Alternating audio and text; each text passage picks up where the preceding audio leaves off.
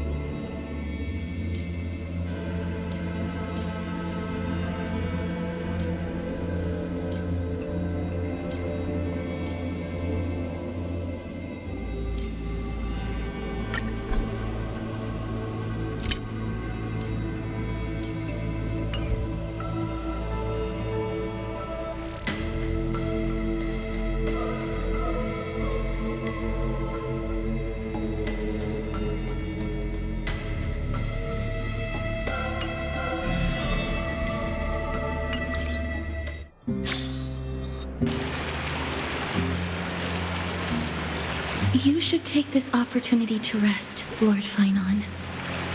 The core flame ritual is tomorrow. Today, tomorrow, what difference does it make?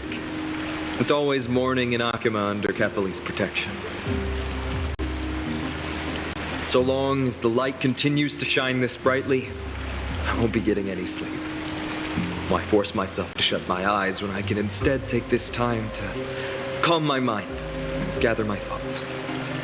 That counts as rest too. Have you thought things through, then? Not at all. Everything's a jumbled mess still. I don't even know where to start.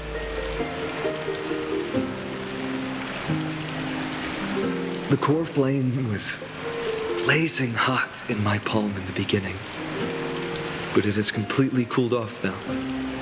I can barely feel it. Miss Casterus, does this mean I'm a good match for Nikador?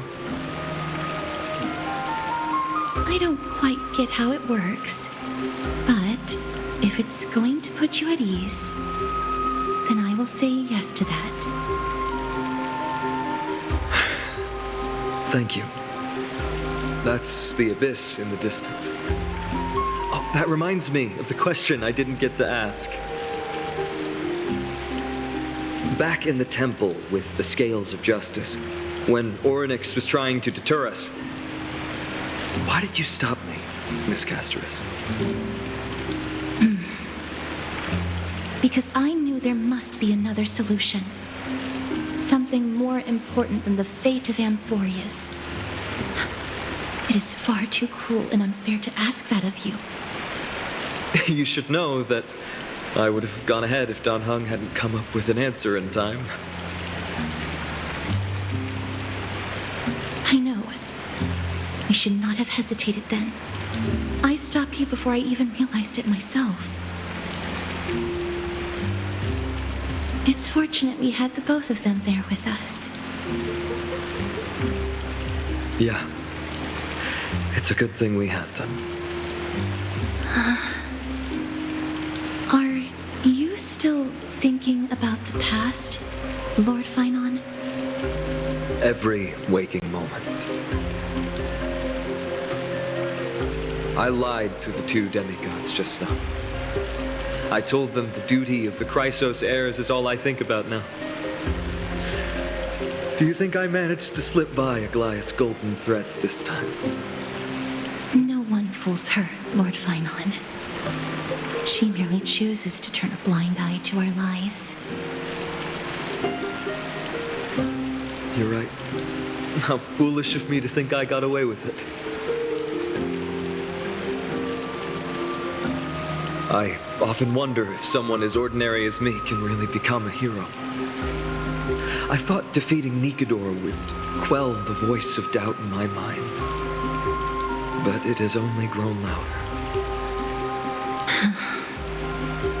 I don't have the right words for you now, but I know you're far from ordinary, Lord Finon. Mighty often calls you Deliverer in jest, but I don't believe he means it mockingly. I should probably shut out these pointless thoughts and empty my mind until the hour of the ritual.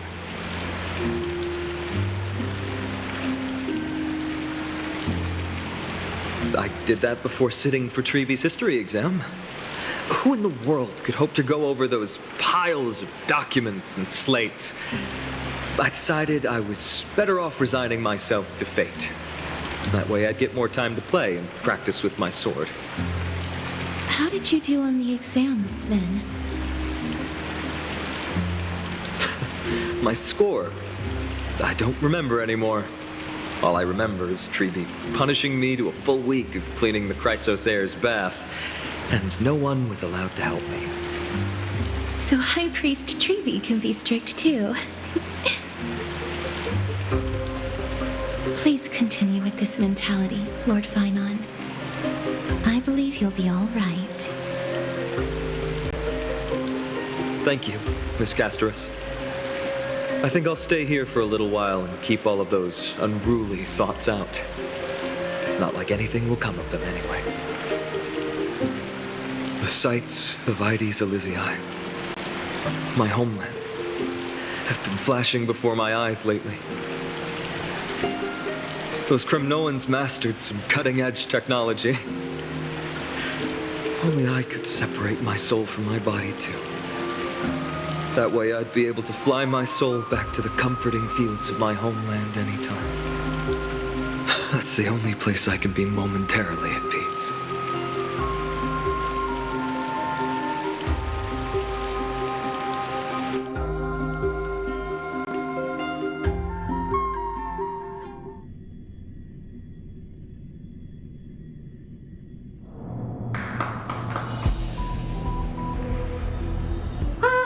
An utterly adventure. Feel free to replace blank with whatever description you see fit. Oh, I bet you're as curious as I am. So, what's going to happen next?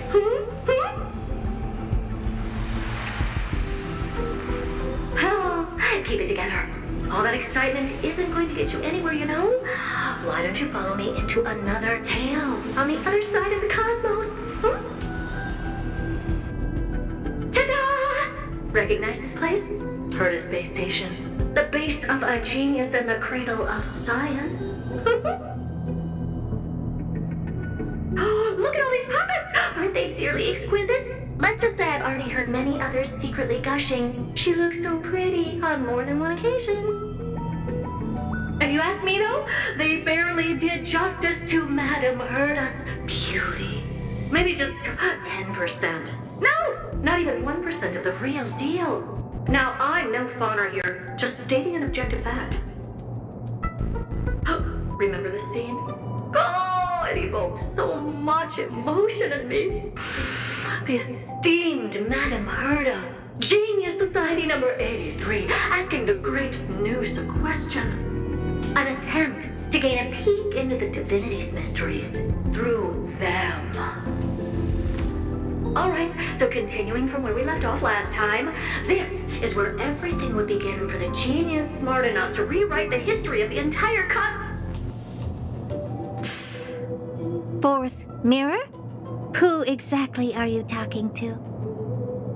Why, I was just ramping it up for our grand appearance, Madame Herta. So a dramatic debut? But what are the odds of that happening? Sure, slightly plausible, if I did manage to talk to Droid Head. But guess what's the problem? They have no reaction whatsoever. But look at this, Madame Herta. You're standing before Noose here. Oh, that? That's a hologram. What? I can't possibly summon the real Droid Head here, can I? Wait, what? You mean to say you've just been reciting your lines before a hologram? Yeah, creating dramatic value. Isn't that what you're most obsessed with? Moving on. Don't try, but you wouldn't even begin to imagine how difficult it is to send a message to Noose. And I went all out for it. Powering the audience system alone required me to reconfigure the energy supply of the entire space station. I had to switch it to hibernate mode before rebooting everything. Do you have any idea how much that costs? How much? How much? I'm not in charge of finance. Go pose that to Asta instead. So, you don't know either. Well, I am Herta herself, the emanator of erudition, and a true blue genius. Why would I be holding the purse strings? That menial task is beneath me. you're absolutely right, Madame Herta. The IPC should really be providing a genius like you with all that you require, so you can freely dive into any research that tickles your fancy. With that said, Herta herself, emanator of erudition and true blue genius, what do you plan to do now? What else can I do? Identify what's malfunctioning within the audience system and fix it, of course. don't take offense to my candid words, Madam Herta. You may be proficient in many aspects, but is hands-on work really one of your strong suits? I humbly suggest for you to contact Stephen instead. Contact him and expose how I shelled out a bomb to send a message to Droidhead, only to screw up everything else? All right. I get it. Good that you do. There. That's the audience systems terminal. Come, walk with me. We'll check what's wrong with it.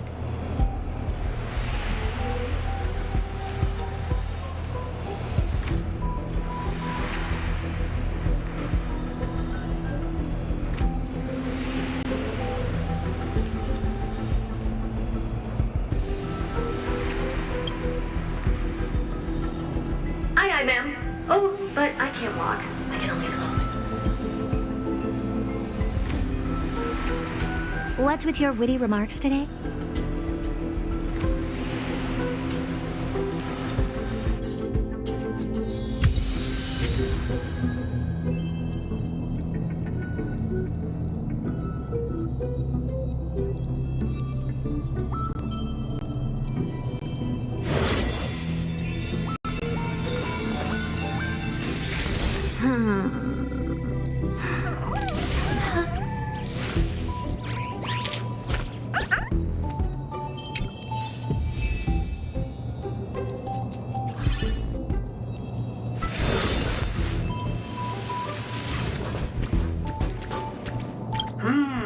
This is the audience system?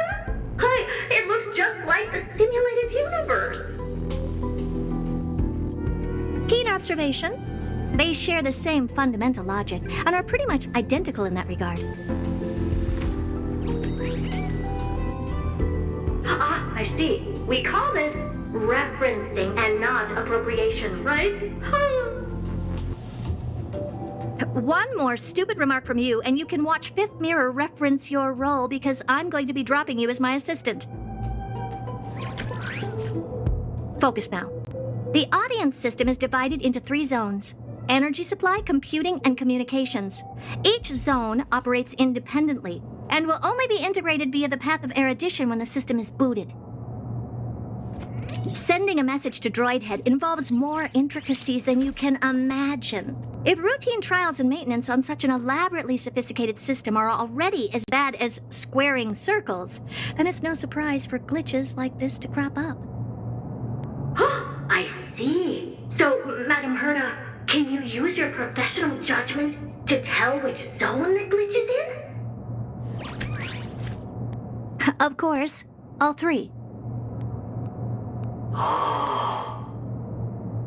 No sweat. They'll be up and running again after some simple technical tweaking.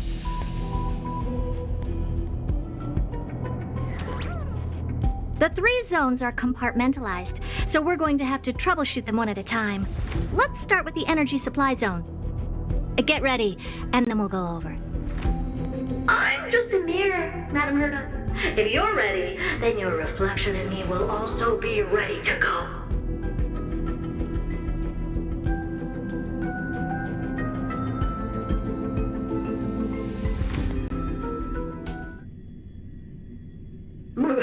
Brr, why is this energy supply zone so cold?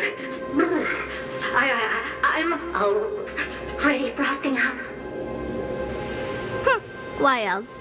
I've converted the energy core that supplies all of Herta Space Station into imaginary state and stored it in this zone.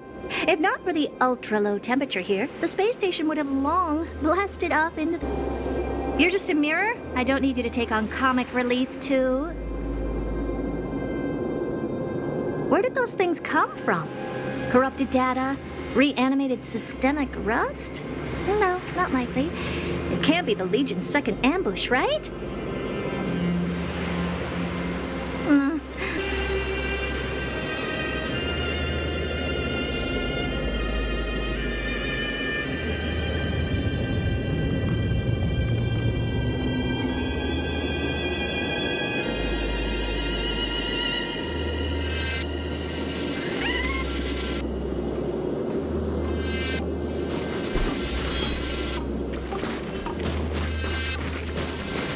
Take a look.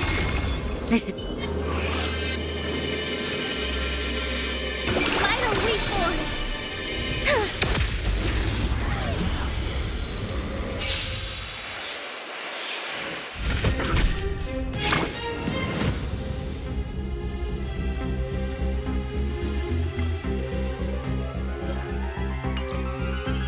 Have some sunshine! Dispel the gloom! Restore the skies! We can do it!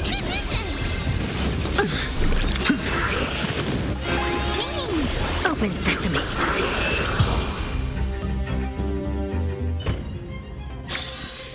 Even faint sparks can converge into a bright river of stars.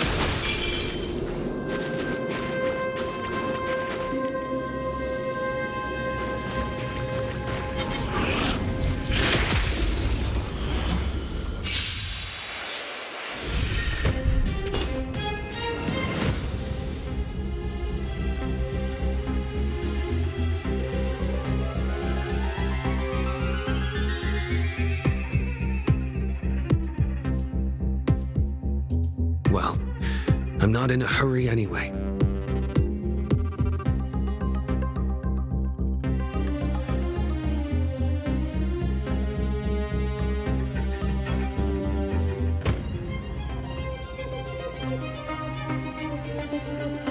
I choose you!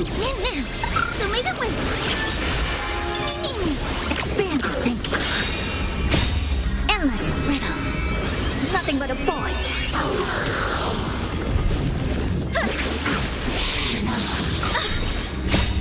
Dispel the gloom! Restore the skies! We can do anything! To the soul! With this divine power, I reforge all things!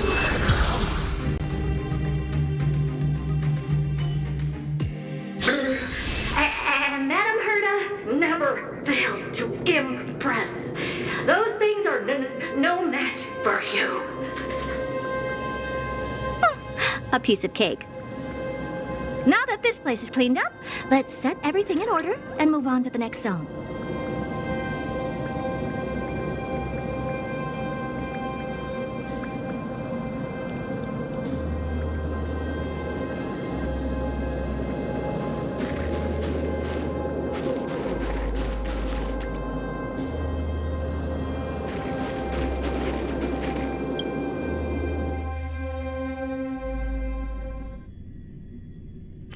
What in the... How did all these disgusting bugs get in here? We're going to need out-of-this-world computing capability if we hope to meet Droidhead. If we can't churn out calculations faster than a Yottaflop's computer, then we can forget about having them notice our existence.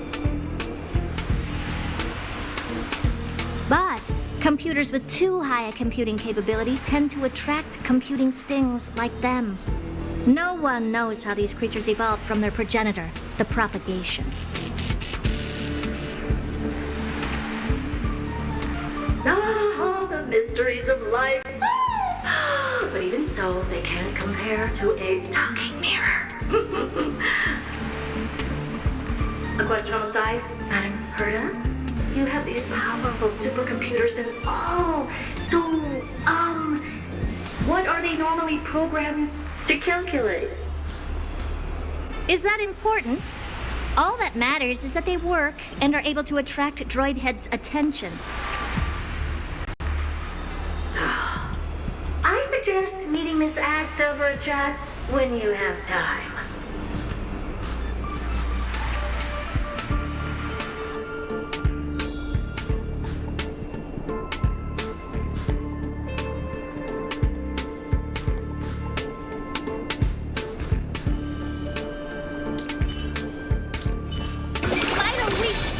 Take a look.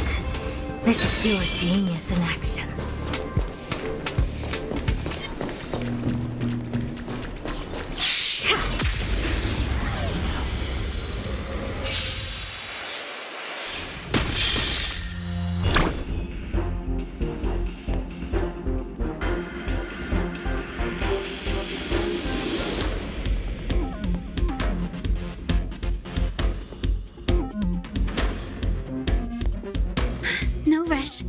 Emptying your mind is a good way to relax as well.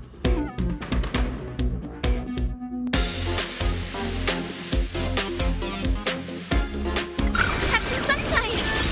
Do it! Don't be rash! Expand your thinking.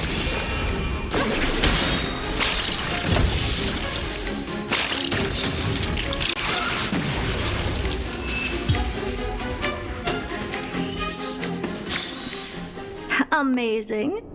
But then again, it's me we're talking about.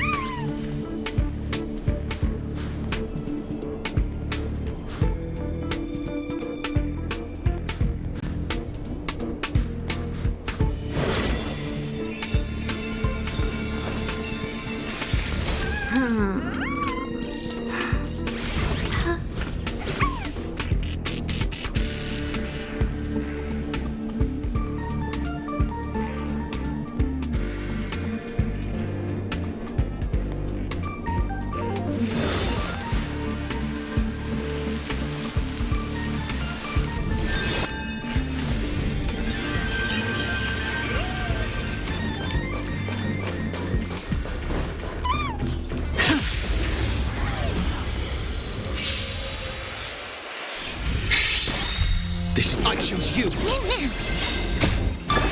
the gloom! Destroy the skies! Who made it with? Open sesame.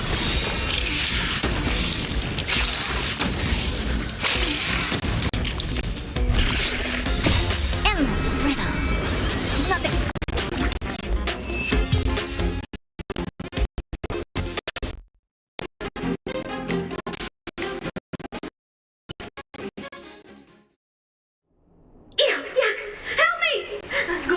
Bugs got onto my reflective surface! Clean up after yourself. Can't you just wipe it off with your hands? Ah! Good one there. With those annoying bugs squashed, we're done fixing the computing zone too.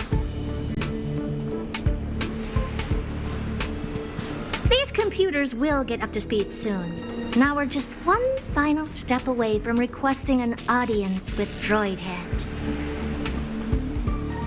Our last stop is the communication zone? Oh? You have a good memory. Let's go see what's wrong in that zone.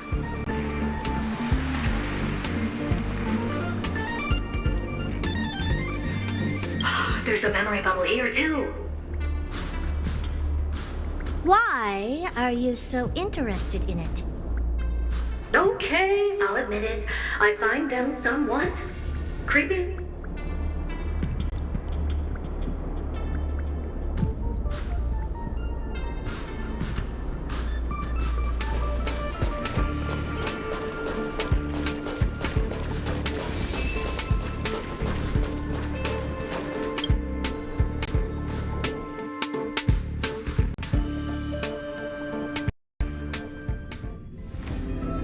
What's all this? I didn't think your puppets would be in here too, Madam Herta.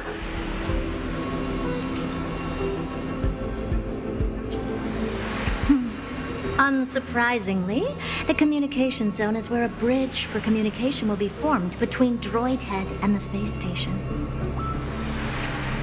Aggregating the path energy of the erudition, then firing a bond at the Eon. This is as good as tapping someone on the shoulder who's sure to turn back to look at you. Alas, our work is never this simple. Putting aside all that onerous legwork, a single glance from Droidhead could vaporize the entire space station if we're ill-prepared. I see. So letting the space station go into hibernation is a protective measure of sorts. To prevent it from slipping into operational overload and turning into a scrap world? Very perceptive for a mirror. Mirror see. And here. Mirror too. No, I neither have eyes nor ears. This dome seems to be functioning fine. These puppets are doing their job, and I don't see any obvious malfunction. Things may look fine only on the surface. Madam Herta, behind you. Huh? What does she want?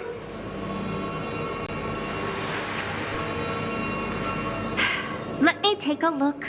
This puppet should be number 2757. How did you tell? Shh! Don't distract me when I'm checking the puppet's parameters. 2757. That's strange. What's wrong? Madam Herta? The replica personality module is off. Well, that can't be. This parameter is set to be enabled by default. And the utterly absurd module has also been disabled? Oh, something's definitely wrong here. I checked a couple days ago and made sure every puppet has it switched on. The attack, anything, everything module. No, wait. Why do you even have such presets? Is enabled. Intruder detected. Drats. Come and help me, Mirror. Anything, everything, attack!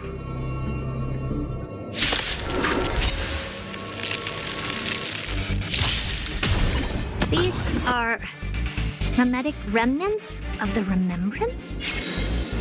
So they were the ones that corrupted and tampered with the settings of my puppets? I choose you. We can do anything. Open sesame. Dispel the gloom. Restore the skies.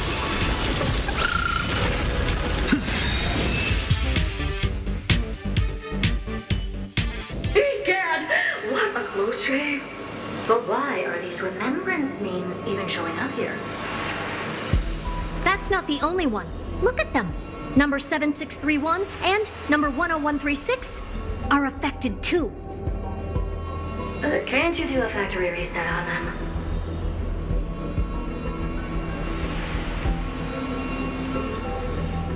Sorry to disappoint. The Absolutely Not module has been enabled, so not even I get to bypass its permissions. Whoopsie. What were you really trying to achieve with these creations? Just some toys to amuse myself with. Finding the source of the corruption can wait. These puppets no longer have use now that I'm here. Take them all out. Defective goods ought to be sent back to the repair center. I urge you to go easy on them for the sake of the space station.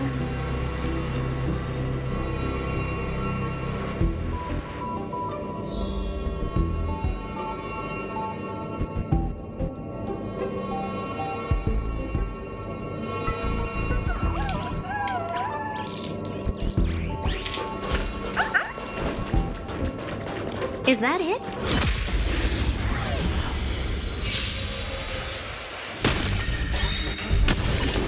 We can do it. With this divine power, I reforge all things. Have some sunshine. Expand your thinking. Endless riddles. Nothing but a boy.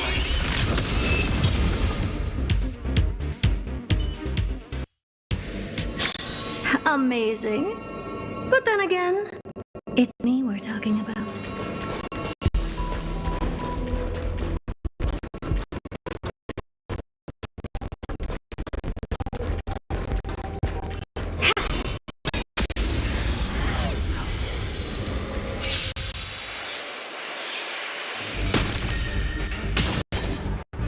This is being in sync.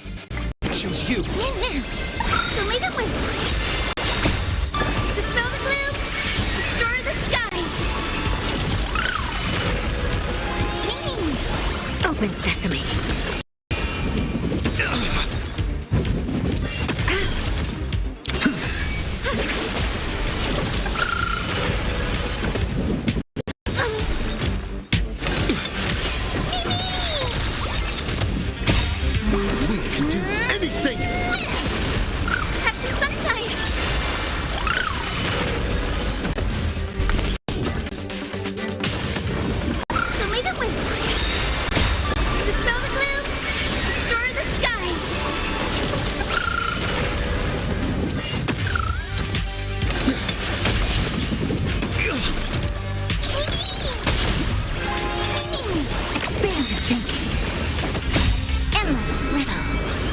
Nothing but a boy.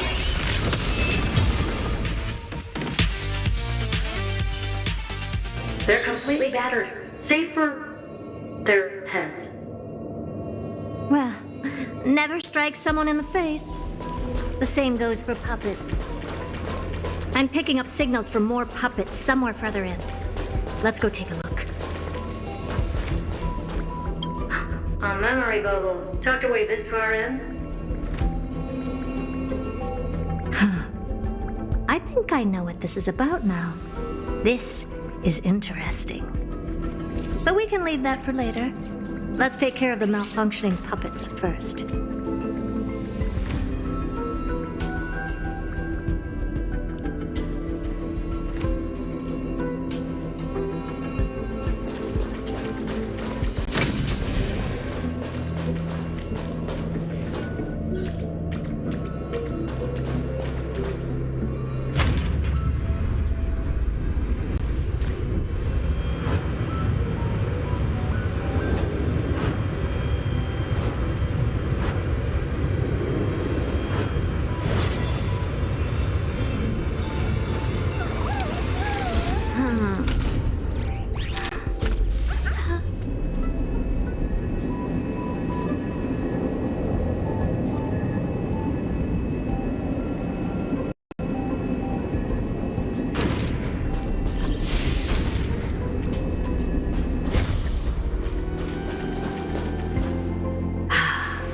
Number 0988.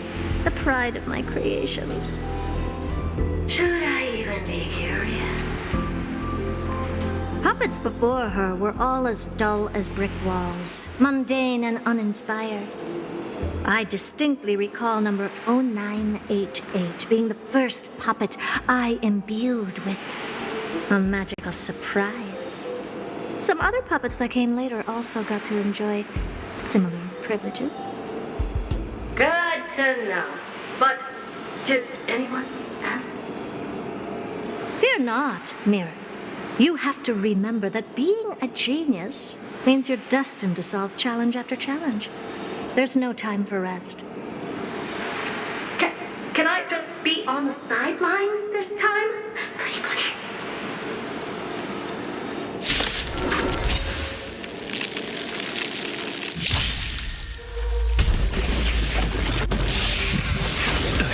Control. Impressive. Let's try it this other way. I choose you.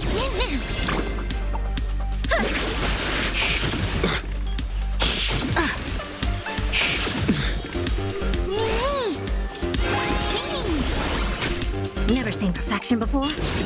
Open sesame. What's the matter? To the soul. Remember this. Want to knock me down? Luck. It's not that. With this divine power, I reforge all things.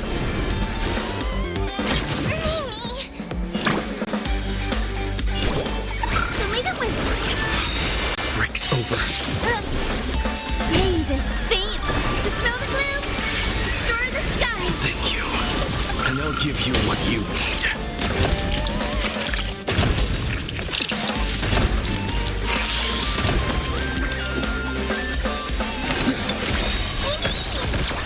Trust me.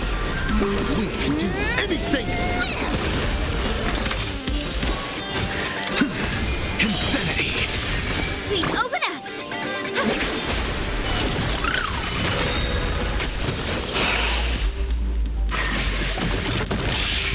Curiosity is endless riddle. Nothing but a boy.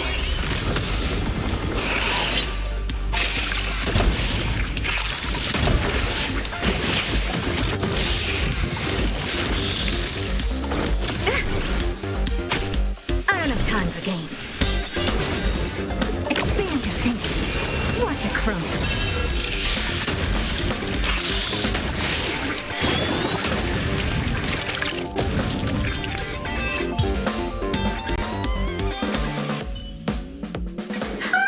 Well, that was close. I almost shattered. But don't be melodramatic. Working even a single brain cell of mine to take out foes like her is an outright waste of my smarts. I I take it we've taken care of the problems in all 3 zones? Does that mean? Not yet. There's something else we need to deal with. It seems we've had a little tag-along all this while.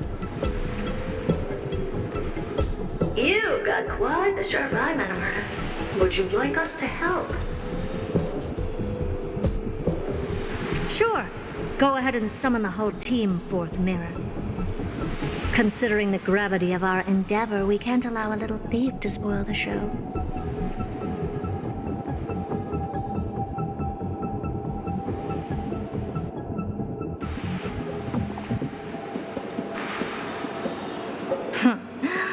Parasite of the Remembrance. Do you truly think your atrocious disguise can outwit the keen sight of a genius like myself?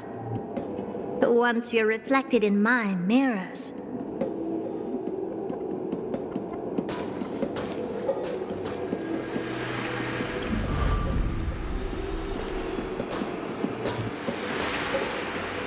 You can forget about escaping. Oh dear, this is bad. Right, stay alive, and again, I can strive. Retreat into the memory zone for now. I can always regroup and try again.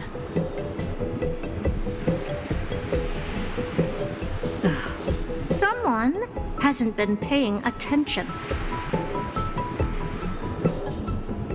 Didn't hear me, did you? For those petty tricks of yours. Do you actually think you can slip away right under my nose? Herta. Madam Herta, wait. What do you want with me? I'll spill it all. The garden's secrets, and what they're after. Everything. Please, just spare me. Well, is that all you've got to say while your life is at stake? That's hardly worth anything. Need a little refresher? I am Herta, Genius Society number 83, the one to unravel the mystery behind the imaginary leakage phenomenon, and key holder of the imaginary implosion pulse. Do you honestly believe I'd seek any counsel from you?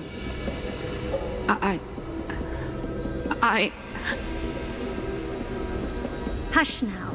Keep quiet. This is my moment to shine, so just listen. You crept in here to steal Noose's memories, didn't you? And messing with my precious audience system is just a ruse to lure me here so I can lead you to them.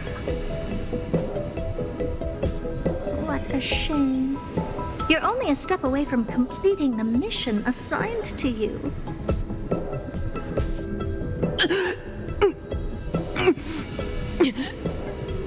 As if. Truth is, you never stood a chance from the get-go.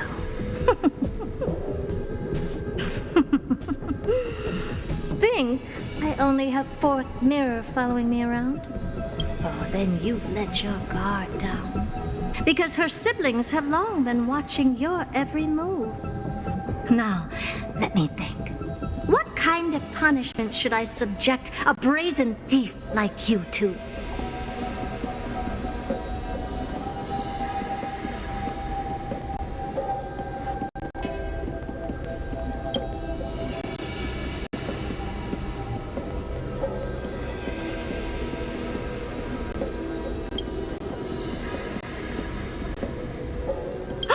Oh, I know.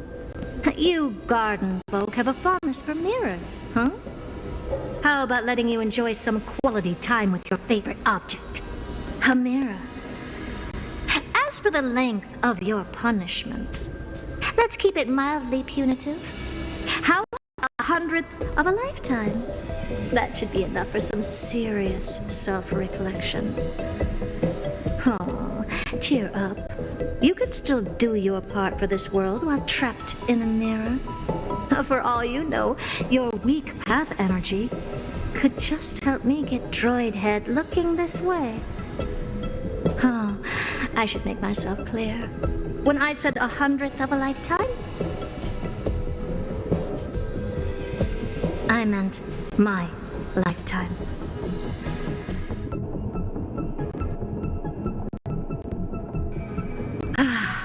At long last, we can finally be at ease now that we've nipped those problems in the bud. This is yummy. Cut that out! Those weird noises make me seem like I've got a few screws loose. Put that little thief to sleep for now. We can decide her fate later.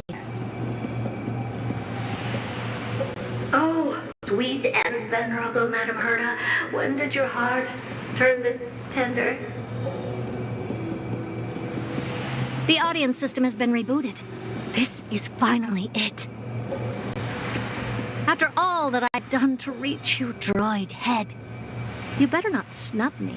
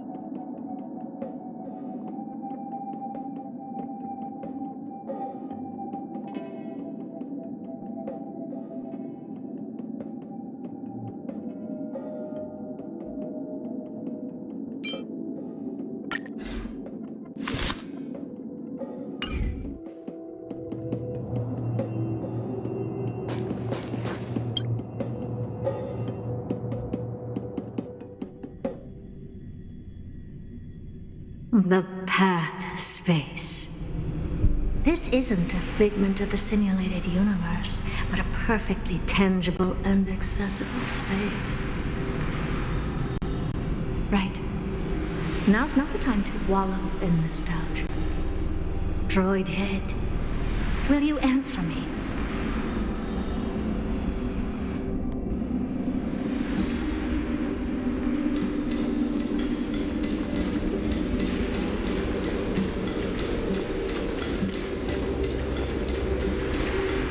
Madam Herta, we picked up some voices from the space.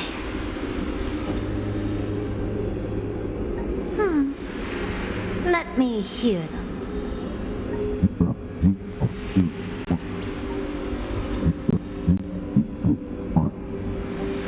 Is this binary arithmetic?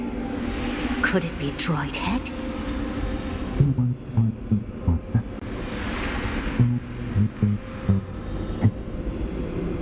Wait. There shouldn't be a 2 in binary arithmetic. Is this some kind of prank?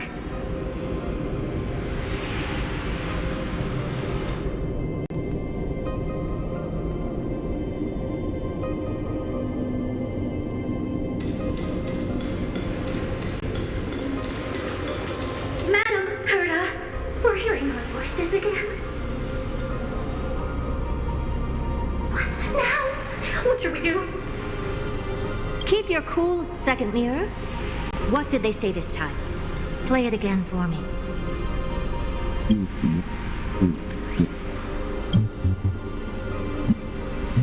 Door locked. No, this isn't the voice of the path at all. What in the world is going on?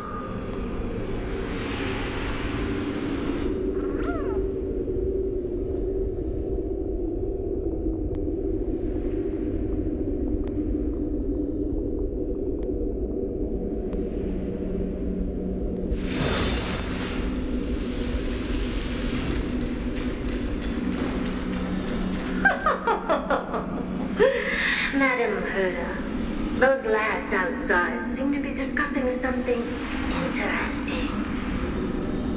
Want to listen in on them? Third mirror. Stop that nightmarish cackle. It's giving me goosebumps. Wait. Did you say those lads outside? Could it be?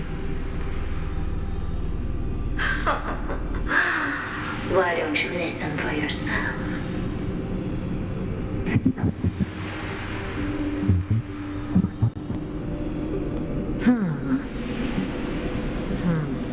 This isn't right. I'm sure we got intruders in the lab.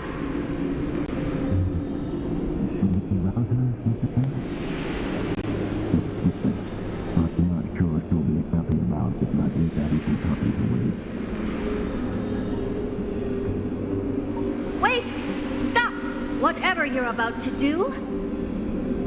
No, don't even think about it. Whoever you are, you better not interrupt me right now. I must continue forward. Just a few more steps and I'll be able to see Droid Head.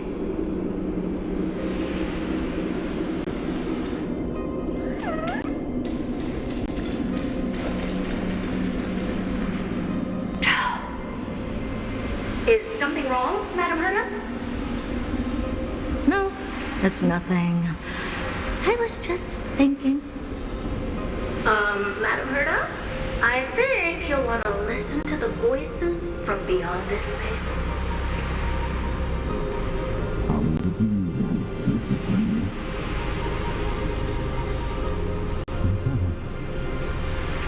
Wait, what are they up to?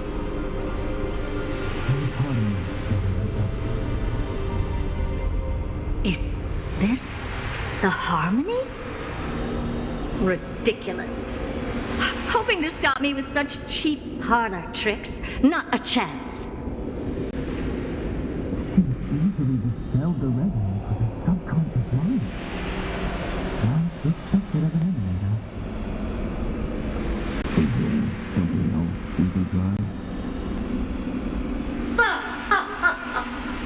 Presumptuous fellows.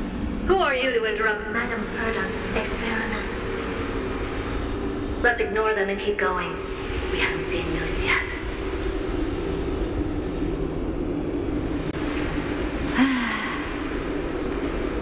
Forget it, Mirror. Let's just leave. Leave? Surely you're not suggesting we stop the audience experiment right now. That's beyond all reason, ma'am.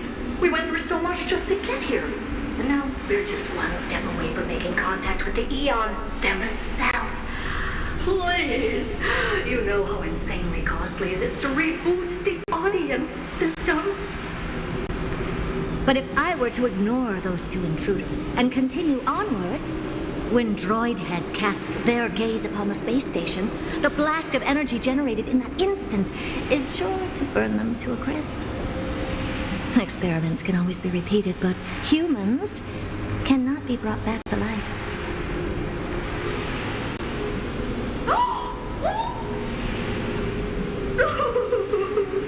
Oh, Madam Herta, so was it kind. I am truly a lucky bear to have found the best possible master. Enough! Don't use that nauseatingly fawning tone on me. Looks like I'll have to abort this prematurely again. But mark my words, Droidhead. I will be back for you.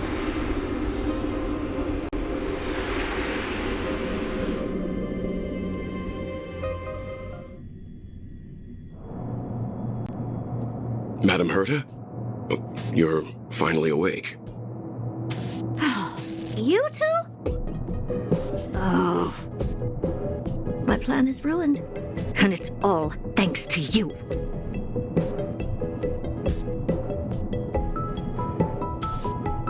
Your plan?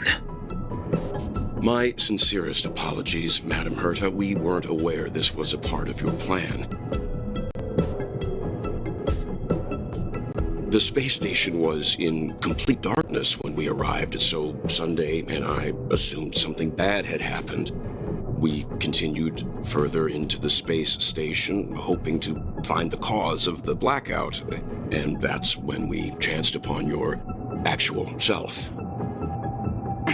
How did you get in? The door wasn't locked. All right, fine. I am a person of reason, after all. You're not to blame for this. I am familiar with Mr. Yang of the Astral Express. But the one next to you?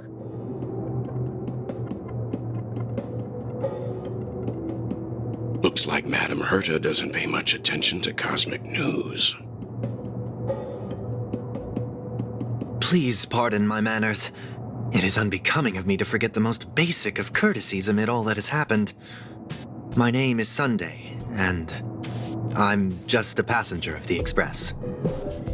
And this, unremarkable passenger happens to be a Harmony Pathstrider? Do you take me for a child? In any case, I don't suppose you came all the way here just to check on how the space station is doing? Well, we were worried for a moment there, but it's good to know the space station isn't in any kind of trouble. We're here because of Amphoreus, Madam Herta. Why does that not surprise me? Oh, something occurred to you? No! I've told Himiko everything I know. Nothing about the world sounds right. Droidhead has cast their gaze upon numerous worlds in the past, and every one of them is etched in my mind. So how could I possibly not know about it? Perhaps those garden folks lied to you. Anyhow, I've looked up the name Amphoreus in the simulated universe. Though clearly irrelevant results have already been filtered out, there's still an unbelievably long list of generated results. Something about how the Divine Amphoreus team will swap out their current crest emblem for one in King Babaru's likeness in the next season. I hope that can be of some help to you. We may as well take a look at it. I still don't get it, though. Didn't the Astral Express already depart some time ago? Is that world so incredibly spectacular that it warrants this return trip? Well, that's because we're caught between a rock and a hard place. If Amphoreus is indeed inextricably entwined with eons, paths, and even the erudition, we're going to need the wisdom of a genius to help us, especially now that we've seen the planet for ourselves. Elaborate a little on this rock and a hard place you're caught between? We've lost all contact with two indispensable companions since they entered Amphoreus. And that's not all. One of our other companions is suffering from a serious and inexplicable affliction.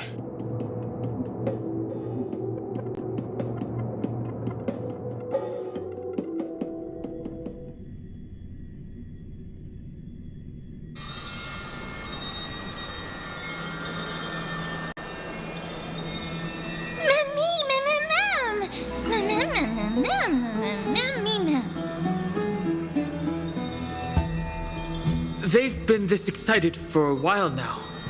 What did you feed them?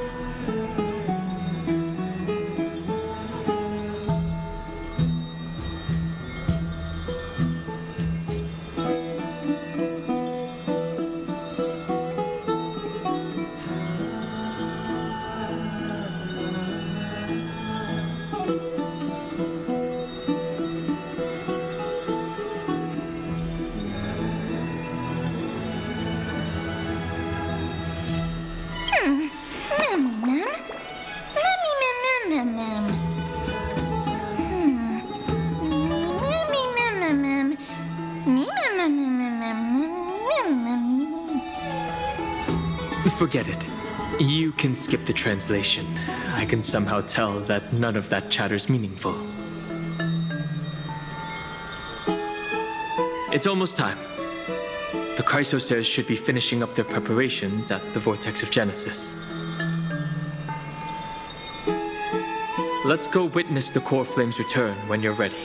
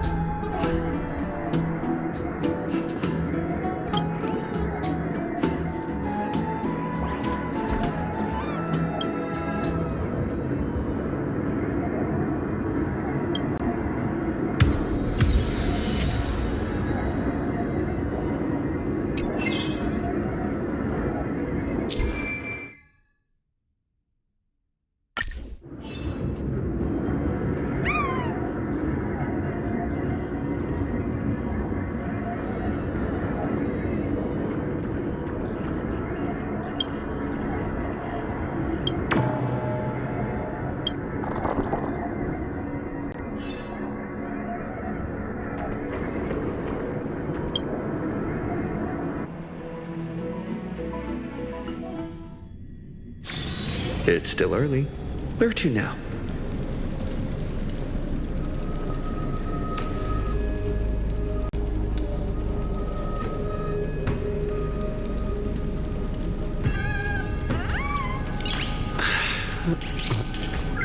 Nice.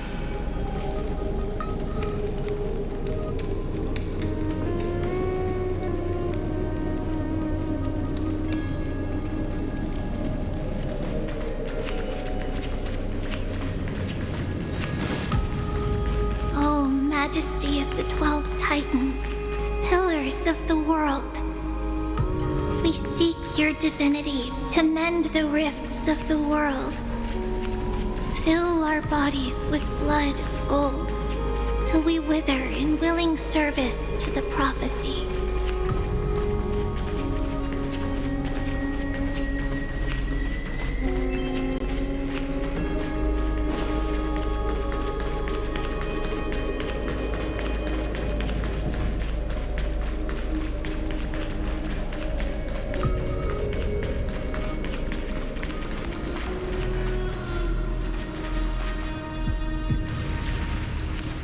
Your guests are here, Finan. We can begin the ritual now.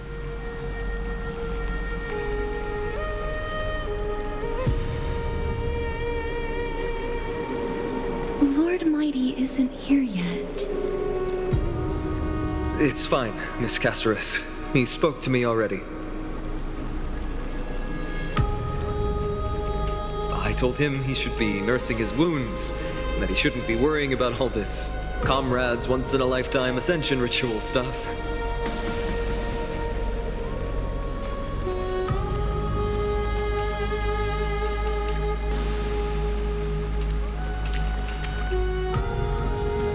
So, I'm ready to begin. Teacher, show him the way forward.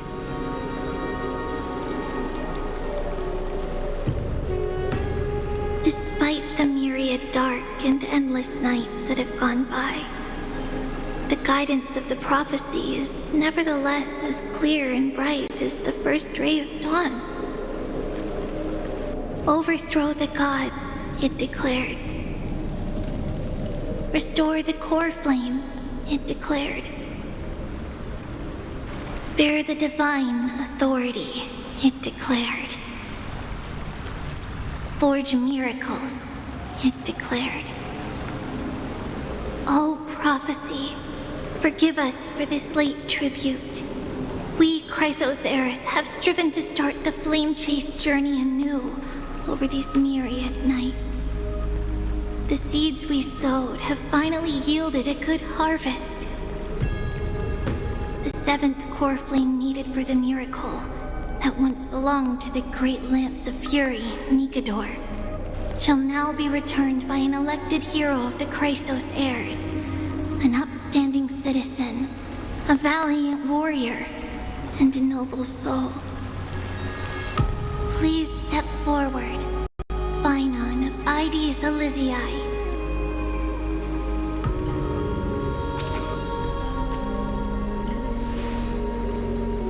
Recite with us.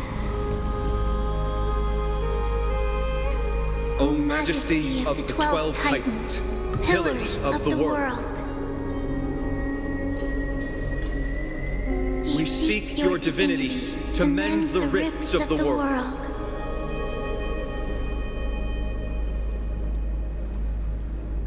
Fill our bodies with blood of gold, till we wither in willing service to the prophecy.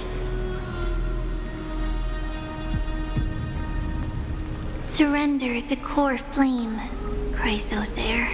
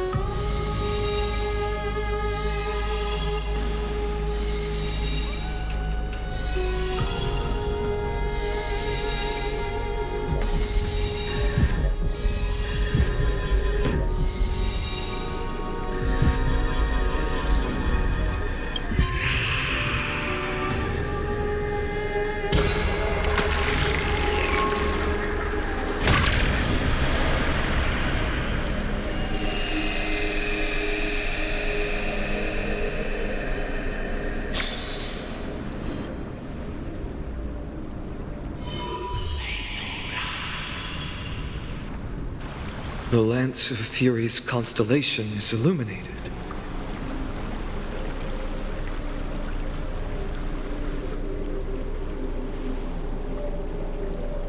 Why is the vortex this silent?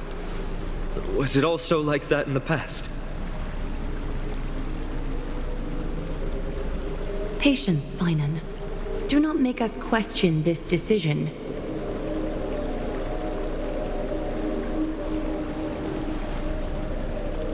Lord Naias? I'm afraid he's not the person you know, Castorus.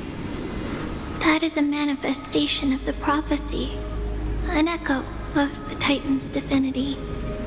It is here to examine the Titan's successor.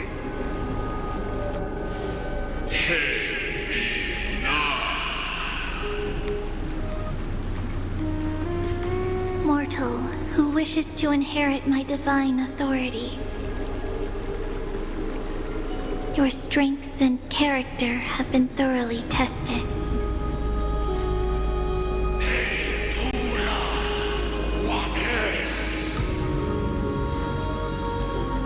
if your will wavers. If you are to inherit Mikador's relentless fight against the unspeakable black tide,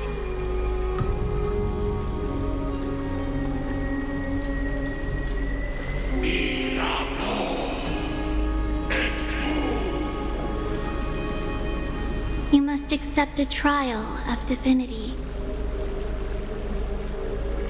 Prove that you possess an indestructible will and vanquish the fears deep in your heart.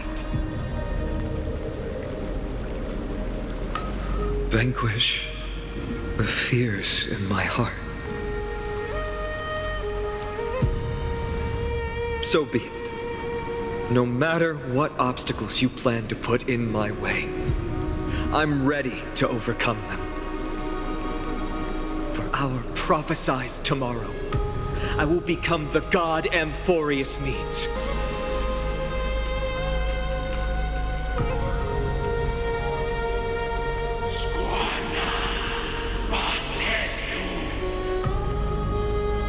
Come with me, Phainon of Aegis Elysiae. In fear, you shall abandon your mortal body, and in suffering, be reborn as a god.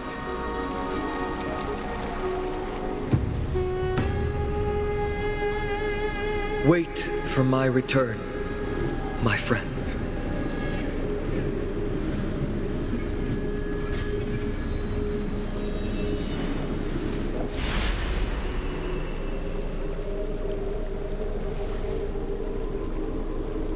Lord Phainon is gone? He has stepped onto the battlefield.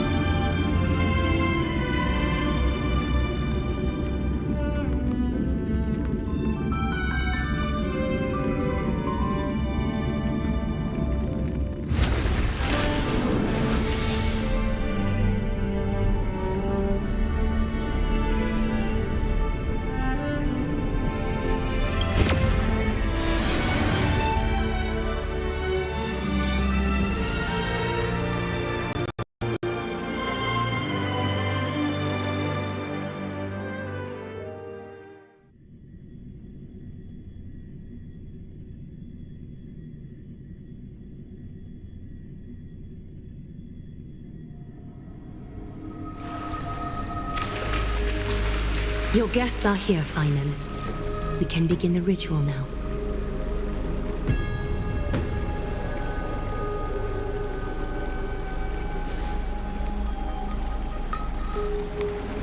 Lord Mighty isn't here yet. It's fine, Miss Caceres. He spoke to me already. I told him he should be nursing his wounds, and that he shouldn't be worrying about all this comrades once-in-a-lifetime ascension ritual stuff.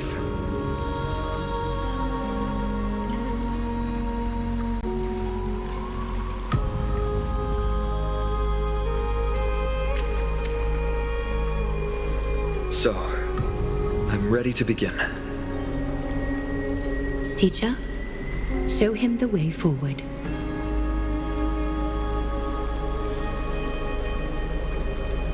Despite the myriad dark and endless nights that have gone by, the guidance of the prophecy is nevertheless as clear and bright as the first ray of dawn. Overthrow the gods, it declared. Restore the core flames, it declared. Bear the divine authority, it declared. Forge miracles, it declared. Oh, prophecy, forgive us for this late tribute. We, Chrysos heirs, have striven to start the flame chase journey anew over these myriad nights. The seeds we sowed have finally yielded a good harvest. The seventh core flame needed for the miracle that once belonged to the great Lance of Fury, Nikador, shall now be returned by an elected hero of the Chrysos heirs, an upstanding citizen, a valiant warrior, and a noble soul. Please step forward, Finan of Ides Elysiae.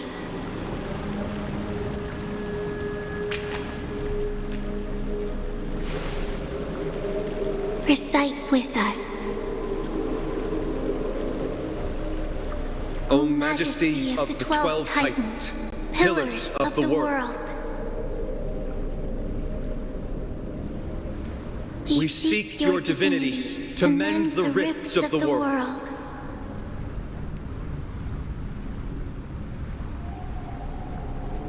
Fill our bodies with blood of gold, till we wither in willing service to the prophecy.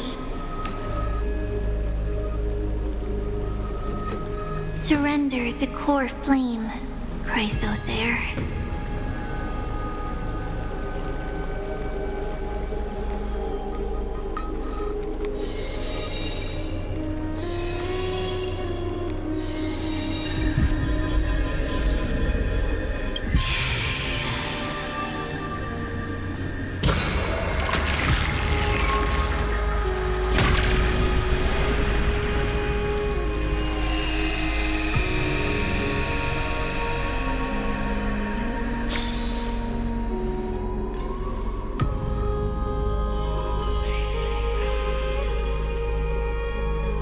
The Lance of Fury's constellation is illuminated.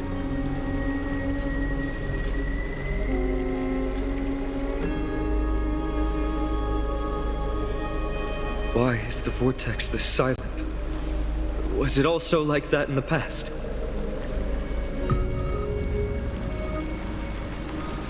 Patience, Finan. Do not make us question this decision.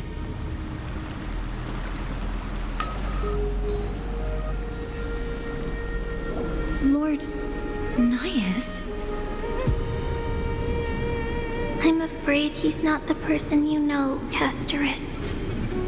That is a manifestation of the prophecy, an echo of the Titan's divinity. It is here to examine the Titan's successor.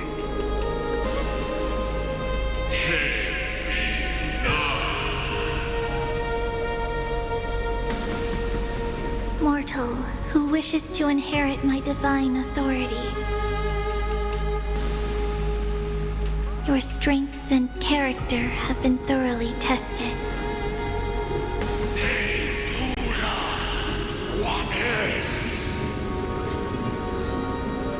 yet your will wavers. If you are to inherit Nikador's relentless fight against the unspeakable black tide,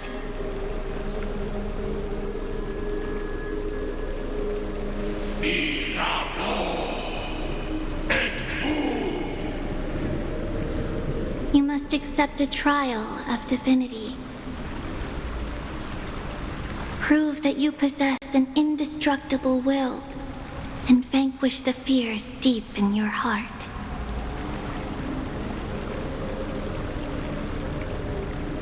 Vanquish the fears in my heart. So be it. No matter what obstacles you plan to put in my way, I'm ready to overcome them. For our prophesied tomorrow, I will become the god Amphoreus needs.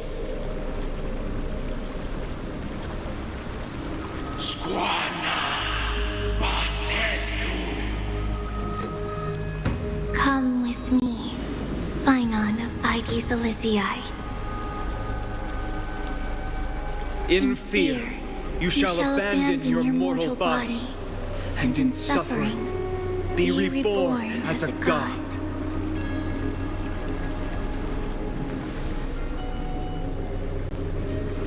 Wait for my return, my friends.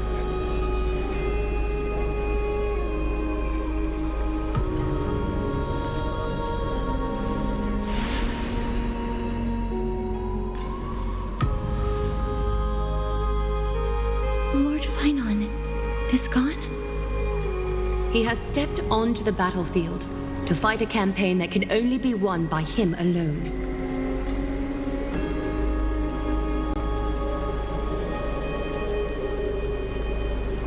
All we can do is wait and have faith. What a mysterious ritual. Is there really nothing we can do but wait? I don't know about the rest of them, but I don't like to just sit by and wait for my fate to be decided.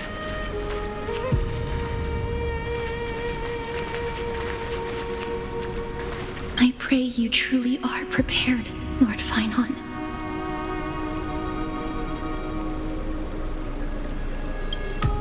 I spoke at length with Lord Phainon before. There was hesitation in his words. The manifestation of the prophecy must have seen this. It saw Lord Phainon's heart wavering. Wherever he is, whatever he is fighting, I pray he makes it through this test.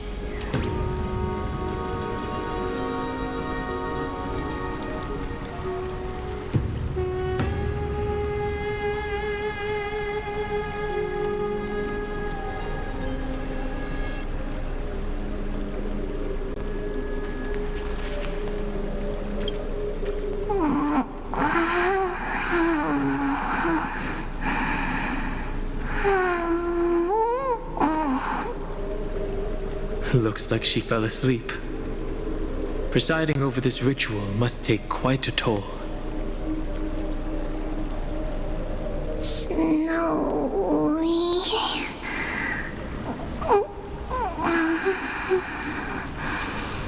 Will succeed.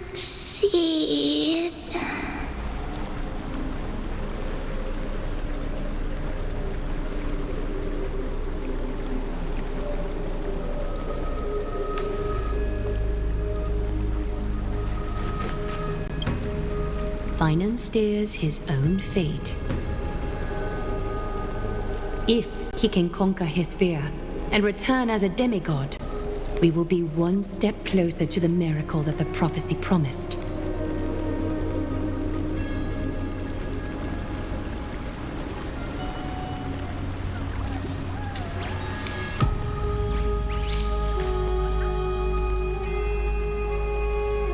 That would mean his time hasn't come yet, and that there is a more arduous mission for him to see through. You must have noticed by now, every Chrysos heir here bears a flaw of sorts. Be it the curse of immortality, or the constant erosion of their humanity, or... But not Finan. He is a Chrysos heir without flaw, a perfect vessel for divinity. There will come a day when he leads everyone we have left, through the gates of the miracle. Still too late, huh?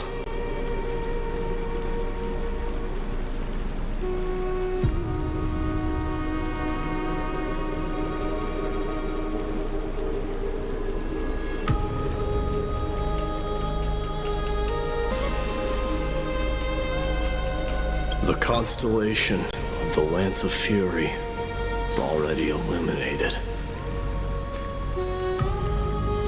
That must mean... The core flame has been surrendered. The Lord Finan's test isn't over yet. The prophecy sent an ambassador. They acknowledged Lord Finan's strength and character, but had doubts about his strength of will. He must conquer his fear and prove himself to the prophecy.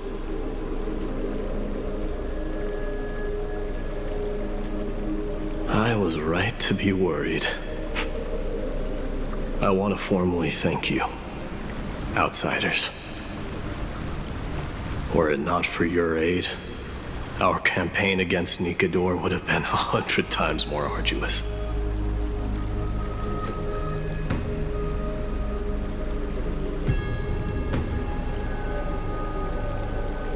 You are asking for a reward. Not a problem. Kremnoans revere strength and military might, but that does not mean we lack etiquette.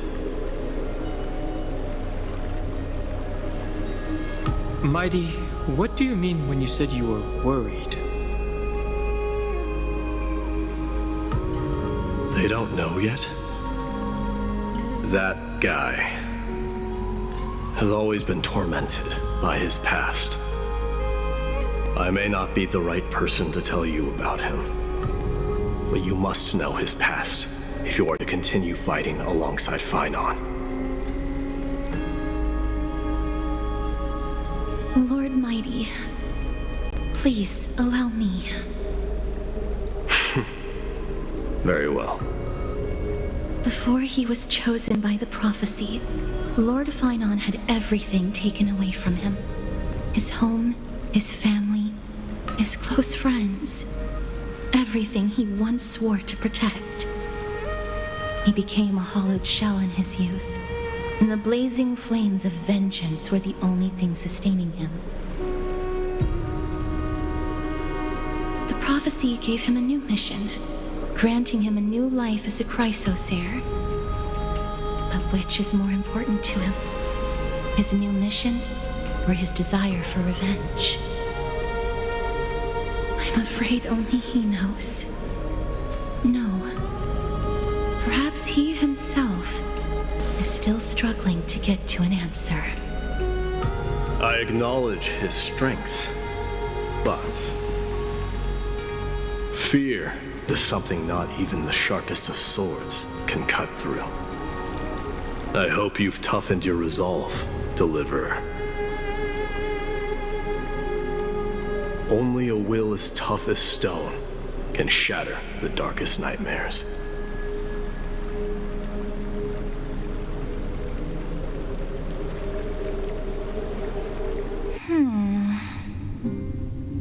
Is something wrong?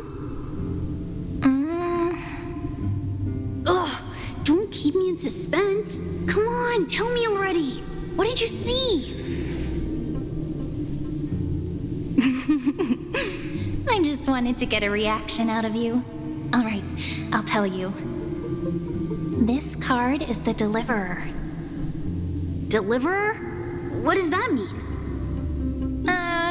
The interpretation is really long. Maybe I should just skip it.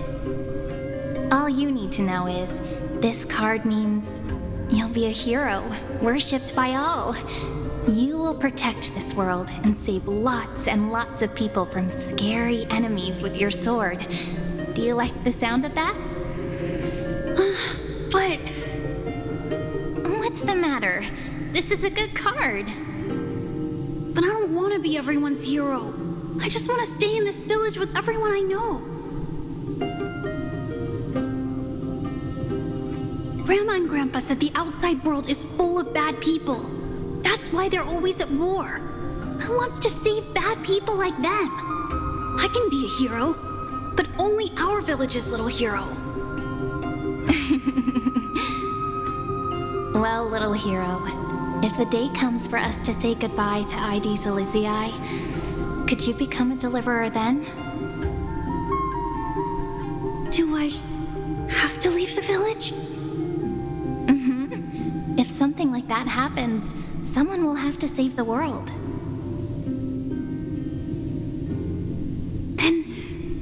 Then I'll...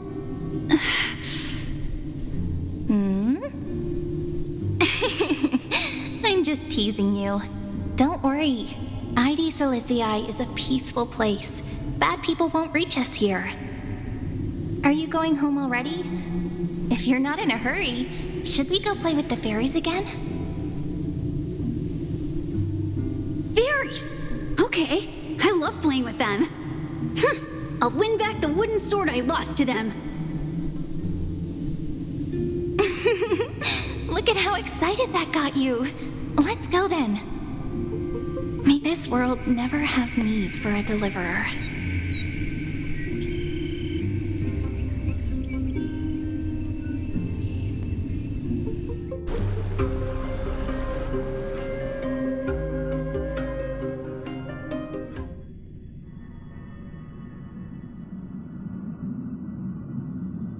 Pom-Pom, have you prepared our meals already?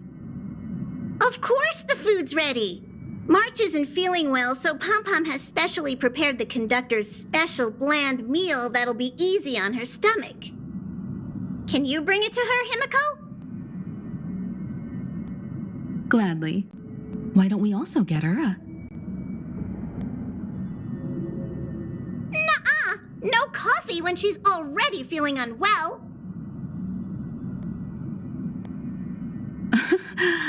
I guess you're right.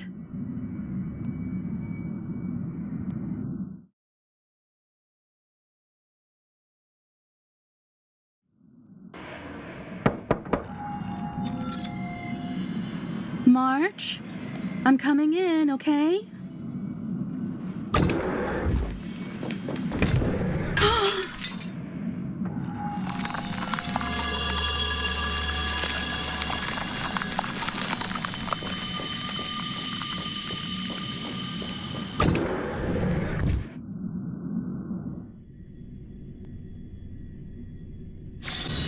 It's still early. Where to now?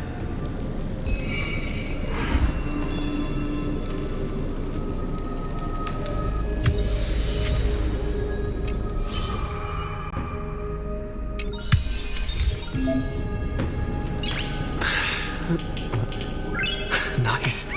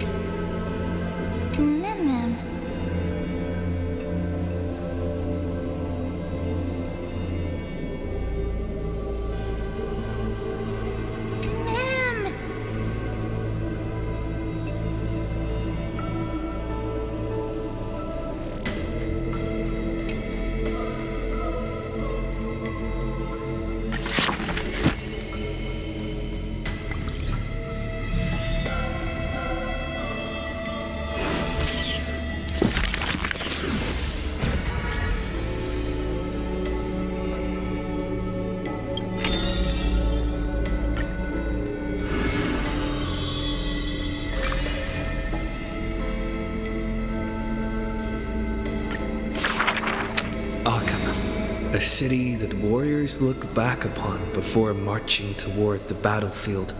The holy city, the sanctuary of all the citizens. Just as the poets of the city have sung, the epitome of magnificence, unbounded benevolence. And the beauty of the holy city is like Aglaia herself, dressed in finery and of noble birth. She is the dressmaster of Akama, the one who weaves with golden threads. But there's one thing she'll never be able to achieve. A jealous whisper can be heard. She will never be able to produce something seamless. Golden threads quiver, and a gentle wind rustles by her ear. She maintains her silence, but others fan the flames. Is that so hard? Her scissors and rulers are better than any garment maker, sculpting forms as perfect as the gods themselves. Lady Aglaia, grace our eyes with your most elegant creation. No.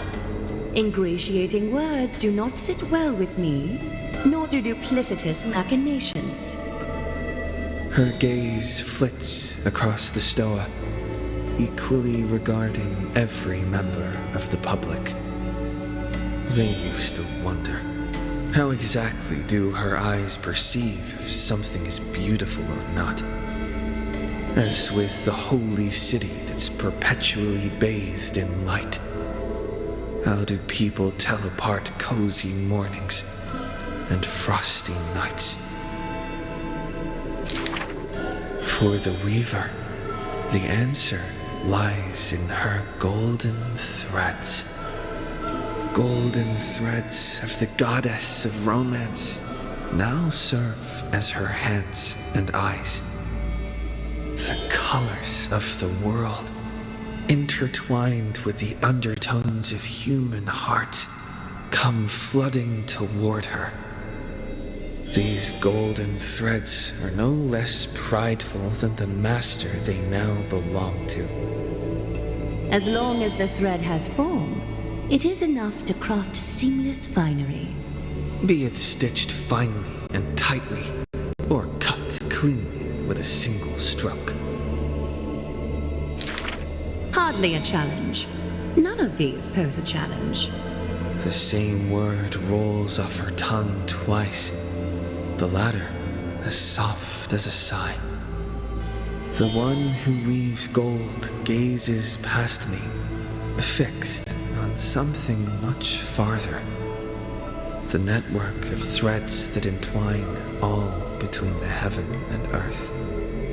The only challenge that she relentlessly dedicates herself to is weaving the fate of Akama into a flawless, seamless outcome.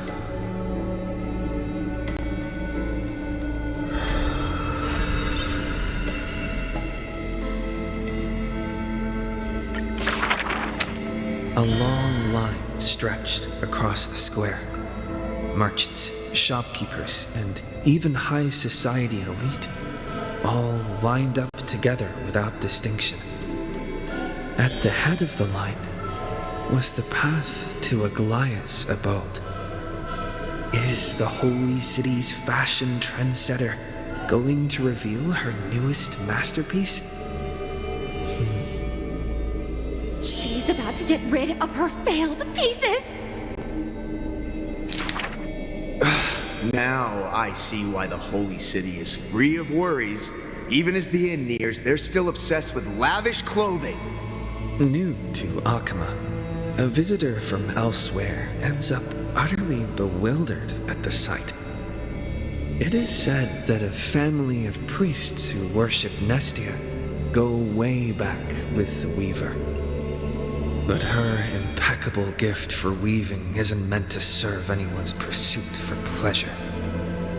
What was once a sacred duty was misunderstood by the beauty-obsessed who mistook fallen shreds for priceless treasures. Are flawed creations really still worth the people's adoration? The Weaver shakes her head. She seems to have forgotten something. It is precisely the flawed hero who walks ahead of the crowd, who casts a long shadow over the world, and who strides toward everlasting daylight. There are, nevertheless, people whom the Weaver is willing to sew and tailor for. Her conditions, though. Beauty sharp as a blade, and the relentless pursuit of beauty. Me! I want to be showered with a thunderous ovation and lots of flowers. A melodramatic poet speaks out. I want to stir her emotions. The voice of a blushing young boy. Do I fit the bill? My sister and I are refugees from the Abyss. I want to get a pair of shoes for her. A seated child speaks up. Next to him is a barefooted girl, staying silent with her head kept low. Unfortunately, gold threads are willful things. They are never swayed by sympathy or pity. A tense and worried look surfaces on the young child's countenance. The specks of dirt on his face brought back memories of a past encounter. Go. The Weaver begins. Go to the 3 children in the city. As messengers of Janus, they will bring him the shoes he hopes for.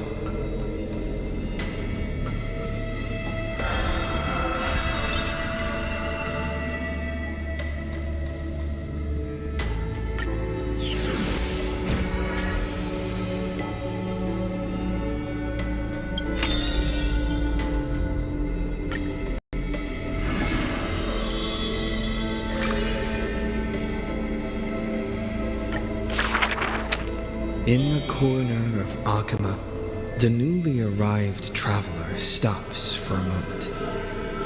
He rubs his eyes. 1, 2, 3? There's 3 identical children? The 3 children have differing smiles. One is beaming, one has a shrewd grin, and one is smiling serenely. Yet each of them looks just as mysterious as the other 2. Stranger, welcome to the Holy City. We will show you the way forward. Trebios. This name has not been mentioned for some time. Only the elderly priests of Janusopolis know the true significance of this name. High Priest, please guide us once again as we spread our wings on this long journey. As music from his hometown plays, the smiling children gather around the old man. They wish that the twilight breeze will carry away all tales of sadness. The end times loom like a dark cloud, hanging over the holy city's residents and shrouding them with worry. Hello, do you need our help? Like torches dancing in the wind, the children illuminate the alley. They wipe away the women's tears. Babies sleep amidst whispers. On the windowsill of those in prayer, their light footprints remain. The citizens call them the 3 pillars of Akama. Yet they simply shake their heads. There's no need to be so somber. How about we play a game together?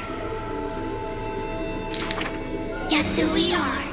The 3 soared and landed in front of the townsfolk. You're Trian. An old man says. No, we're Treenan. Treenan is the quietest of the trio. Are you Treenan? A young girl asks. Wrong! We're actually Trian. Trian is the most spirited of the trio. Then you must be Treevee. A child shouts. You're right. Good job. Treevee is as enthusiastic as she is adorable.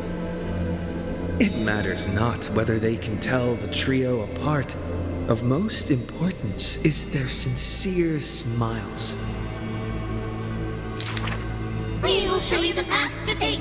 The children fly ahead, guiding the lost back to the main road. So, you literally show people the right path to take? You're lucky.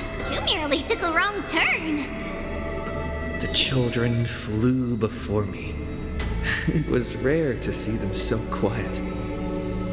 However, there are many more unfortunate souls who have lost their direction in life.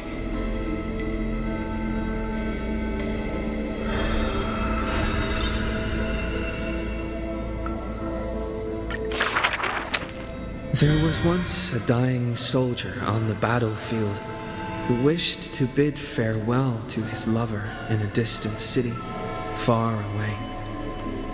The child leaned toward the soldier and said nary a word as she listened to his final words of comfort. As for the other two children, they were in the city, beside a bed upon which a woman was lying in eternal rest, wailing uncontrollably. Not only do the three children share each other's senses, their souls are also interconnected. When one is filled with grief, the other two will burst into tears as well. Perhaps we should tell you some happy tales instead. The child wipes away her tears of reminiscence. Our greatest talent is performing Amphoreus' nursery rhymes. But those nursery rhymes have been told over and over, that any literate child could recite them by heart. How rude! The child gently flicks my forehead. You should be reflecting on the nursery rhyme author's heartfelt intentions instead. In this lush land by gods chosen, giants raise their glasses in a toast. People commonly see the children riding on enormous flaming rockets, looking like shooting stars blazing through the holy city. Dangerous. An old man worriedly wishes the children to stop. Not Treenan. The quiet child shakes her head. That's Trian! The exuberant child raises her hands. Stop nagging! The mischievous child pouts. Can't I just play with something I've created? Every child in the world loves to play, and Treebios is no exception. Every child in the world is afraid of pain, yet Treebios tries to act tough. Initially, there were many more of us. The others have merely gone one step ahead. The children swore they were already adults, yet when they carelessly hit the city gate, they cried out in pain together.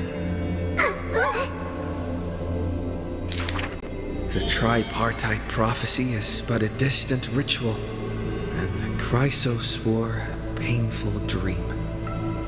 Echoes from the gate of infinity occasionally jolt her awake, and the distant travels of her identical sisters sometimes inspire uncertainty within her. A new journey only begins when the previous one comes to an end. despite time marching forward endlessly, the children always manage to stay true to their hearts. They are all that remain of one another, their senses intertwined, their souls in communion.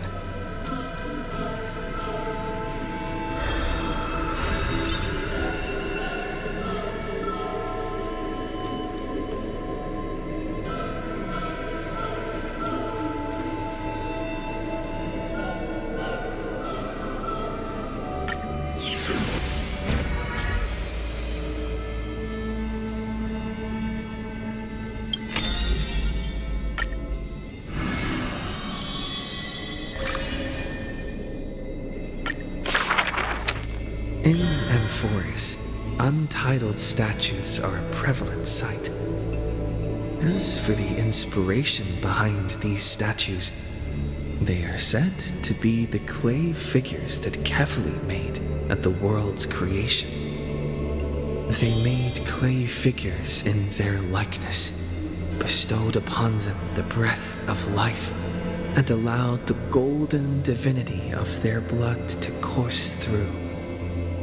Thus, the very first mortals roamed the earth, receiving the gods' mercy, while realizing the sorrows of this world. In front of a statue, the people of the holy city beheld a man, Finan of Ides Elysiae. He never spoke of his origins, only using this name to nonchalantly identify himself. That's not really his name, is it? People cast sidelong glances at him, their minds swirling with doubt. The man merely responds with a breezy smile, neither confirming nor disproving their speculation. Finan is a soldier, one with divinity coursing through his veins. Responding to the Gold Weaver's rally call, he traveled long and far to reach the holy city, eager to bring light to the hero's path. Losses are a constant on the flame chase journey, where life too seems as small as a speck of dust. Ballads reach him through the breeze, as though soft voices meant for him, and he responds in kind. No matter. My existence is of little consequence. Ides Elysiae, the man's hometown, shrouded in secrecy, just like his past. Some have searched for that distant village, yet found it neither written about nor passed down through song. In every nostalgic reflection, the man crafted a vision of paradise with his exquisite poetry. Yet, within the ancient texts of the holy city, the history of that frontier village remains more obscure than the days to come. In the far-off future, the land of Amphoreus will bear the marks of the hero's footsteps. With sword in hand, the man will inscribe an eternal mark in the Chrysos epic. Yet his real name may never be heard in this world again. Losses are a constant on the flame chase journey. Some, too, losing themselves at the very beginning of their journey.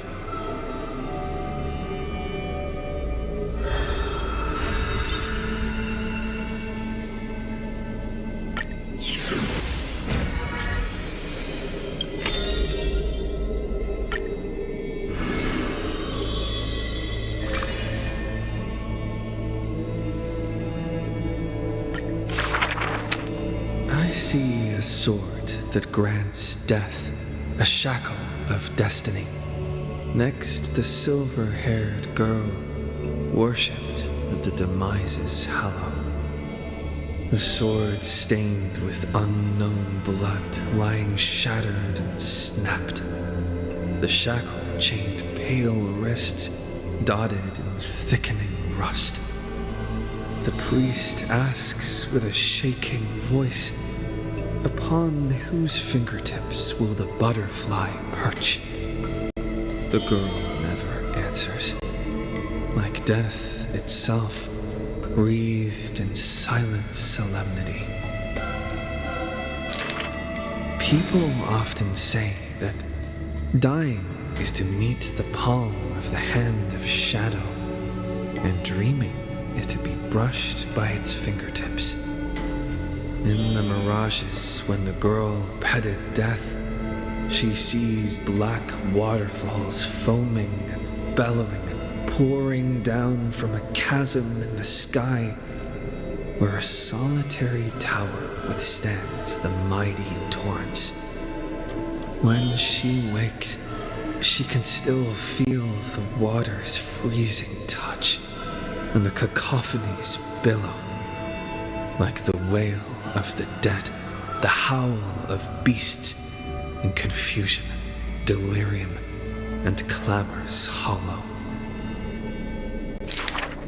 The girl's embrace is not meant for the living. Thousands have entered the eternal sleep in her arms, granting to the dead solace and dignity. She mentions a ferocious warrior feared in battle. She did not go with a smile, but to me she cursed. Oh, life's end, how ugly you are, how despicable. And from that day on, she adorned herself.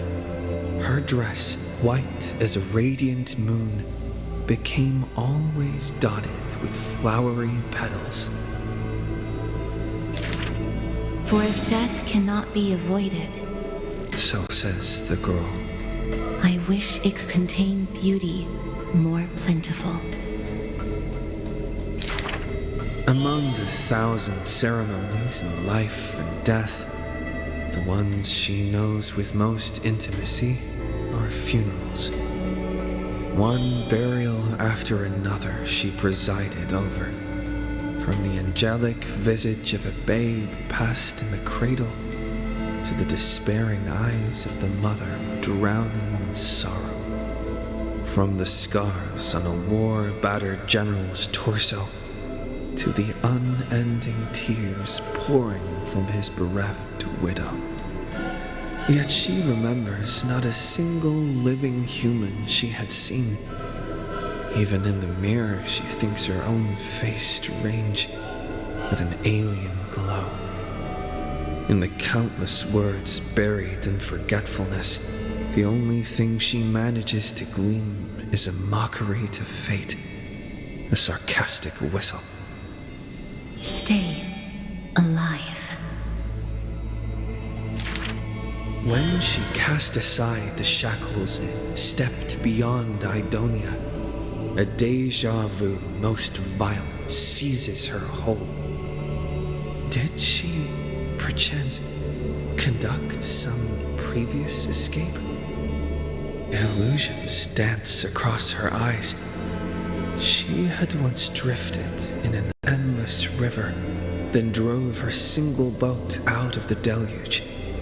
She had wandered in the battlefield covered in corpses, then recovered the path back to life.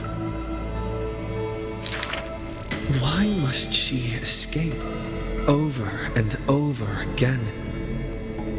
She now knows the answer and quivers, for it is a ludicrous surmise. The woman embodying death walks this world only because she knows she must stay alive. But alas, at that time she knows not that death is not the end. It is only a butterfly landing on a withered branch, utterly meaningless, profoundly trite.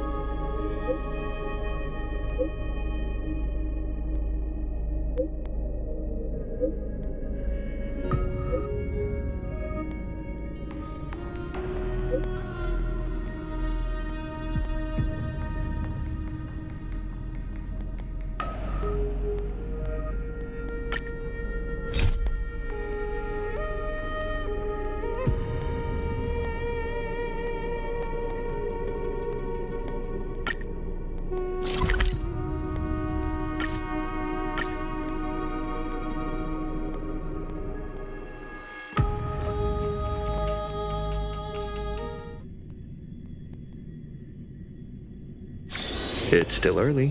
Where to now?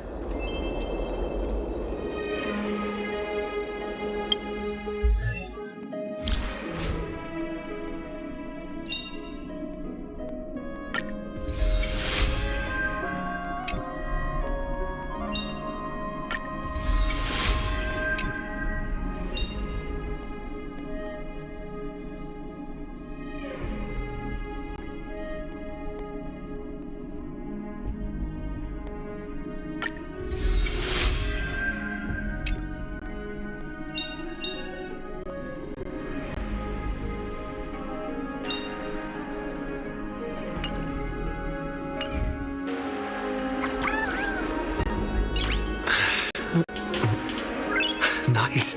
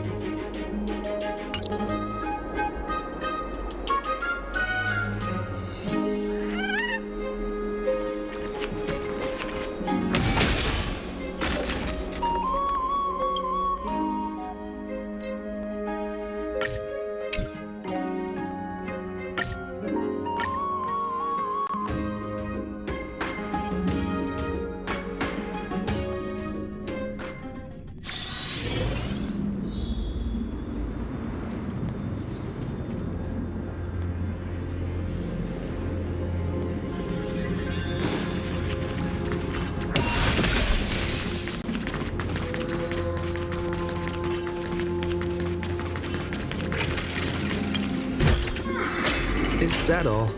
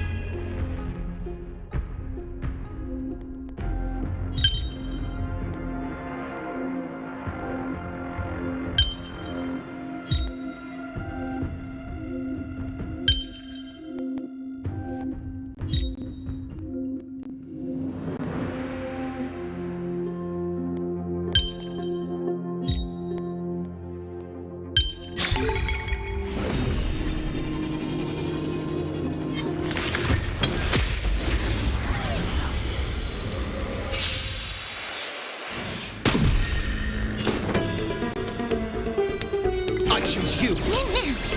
Have some sunshine. Dispel the gloom. Restore the skies.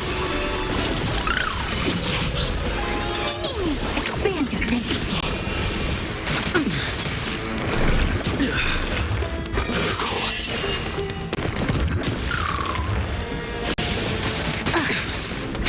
With this divine power, I reforge all things. Insanity!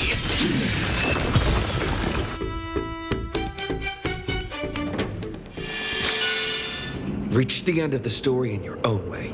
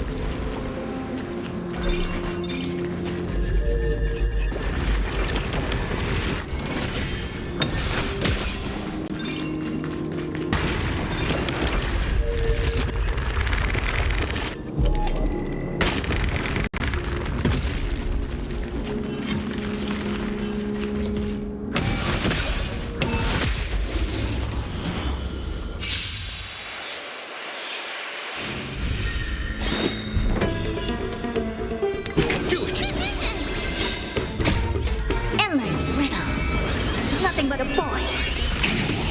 Show me the way. Expand your thinking. Watch it crumble.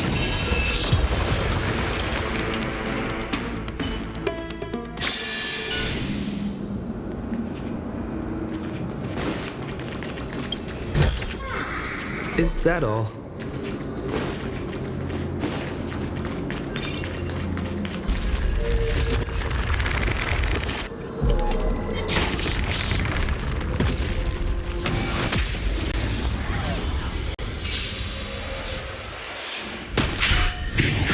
This is being in sync? I choose you. We can do anything. Open sesame. Have some sunshine. Dispel the gloom. Restore the skies. With this divine power, I reforge all things.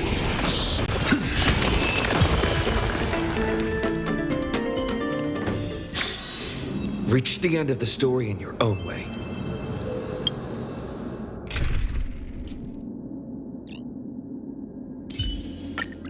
Anaxagoras?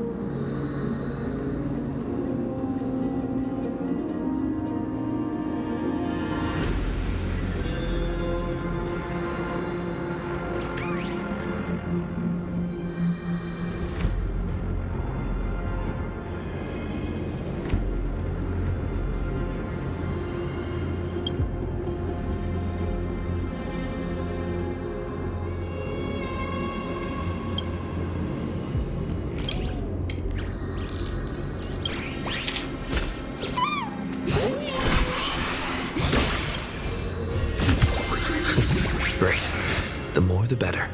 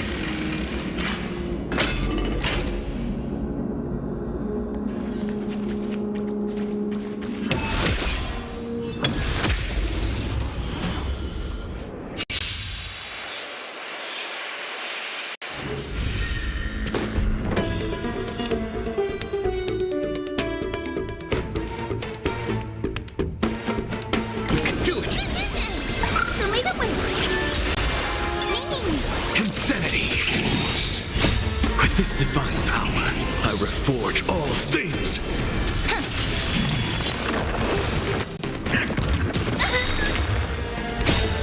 Dispel the gloom! Restore the skies! Have some sunshine!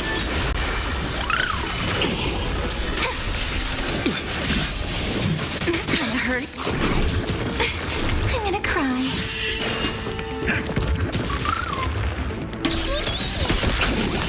To the soul! Dispel the gloom! Restore the skies!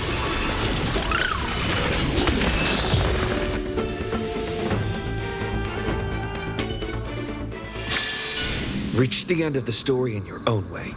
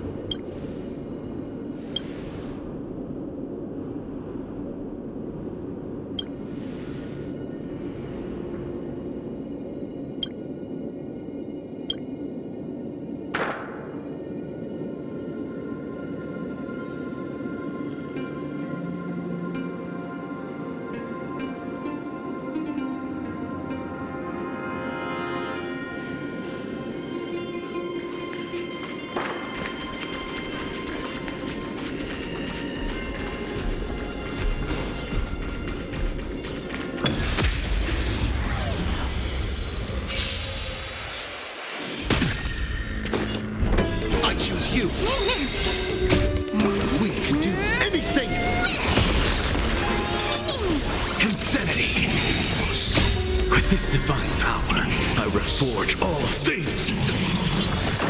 Have some sunshine!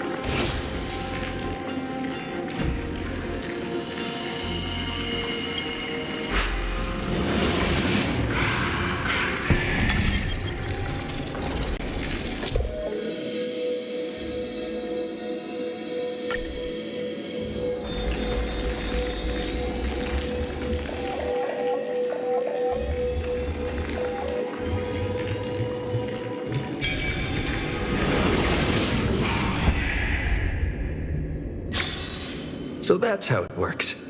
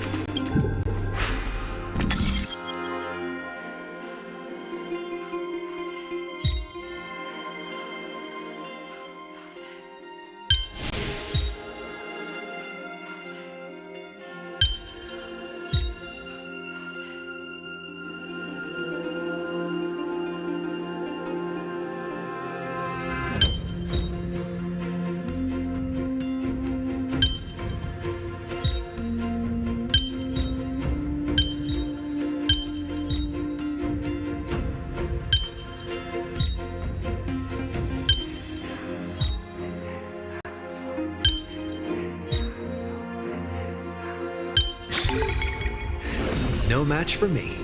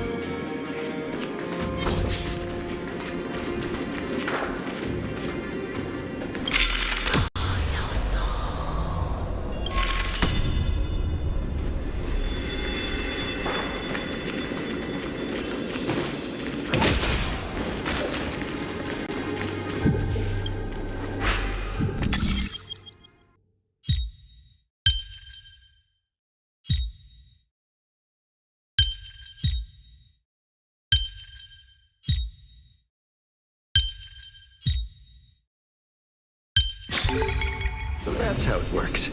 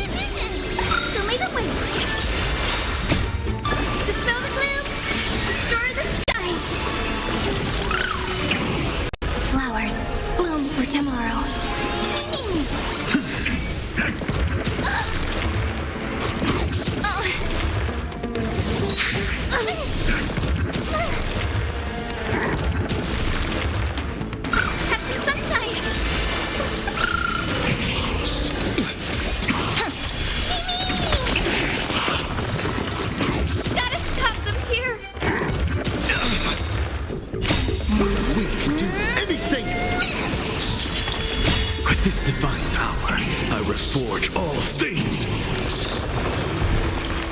The way that went. Dispel the gloom! Destroy the skies! Memories waiting to be woken up by a shooting star. Remember me with love. May you fulfill love's promise with me. Don't blink. May reason enlighten truth. Rewrite destruction with me!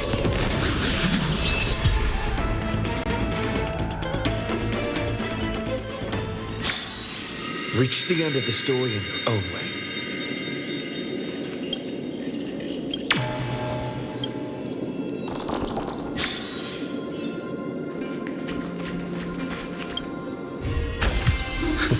Great. The more the better.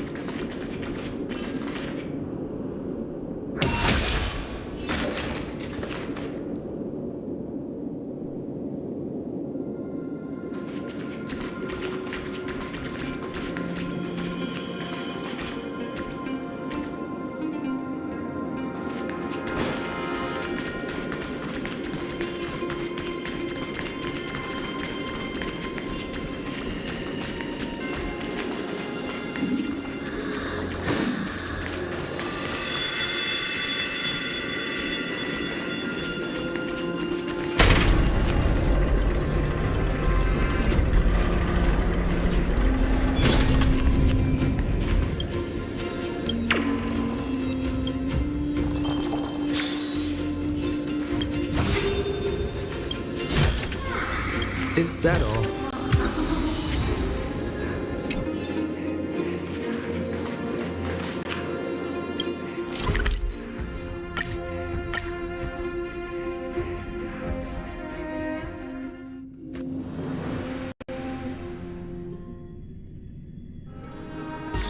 It's still early. Where to now?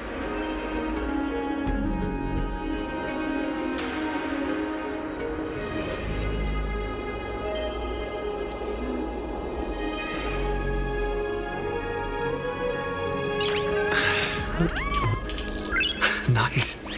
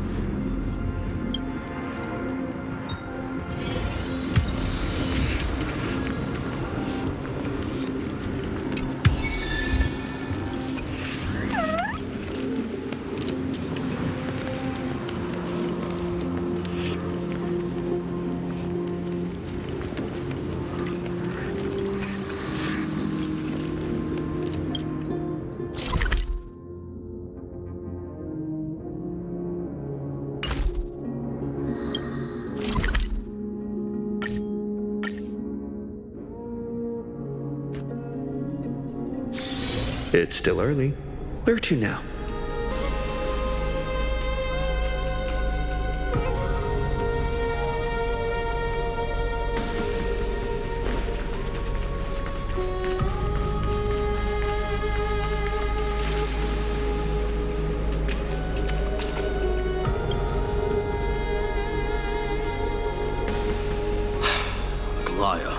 With all due respect, this trial is taking far too long.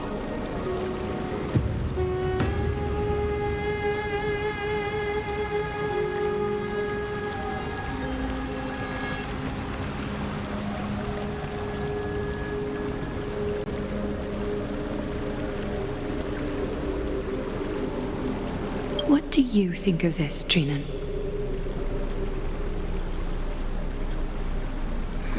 It's not possible to tell for sure what goes on within the vortex. All I can hear are fragments of speech and distant battle cries. Is it Finon's voice? I'm not sure. It's difficult to make out clearly.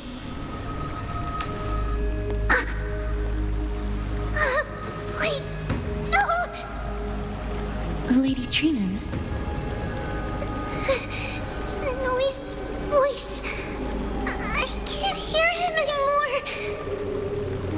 There's a sun-like existence in the trial. It's burning him up. It has come to this, after all. What now? Get ready, my Demos.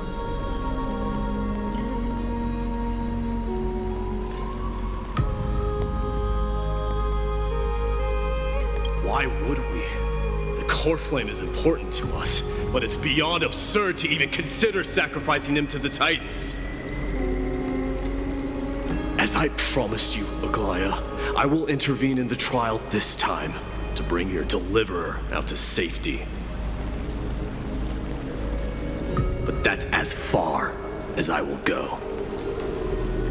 Of course. I know this is not the time to demand any more from you. Discerning. All right then. To be as prepared as I can, I hope that the two Outlander warriors can also join me. That might not be a good idea. The core flame trial is many times more complicated than a standard ritual. Even the slightest misjudgment, misstep, or hiccup could result in grave consequences. Our two distinguished guests are not obliged to risk their lives for the flame chase journey. Let me join you instead, Lord Mighty.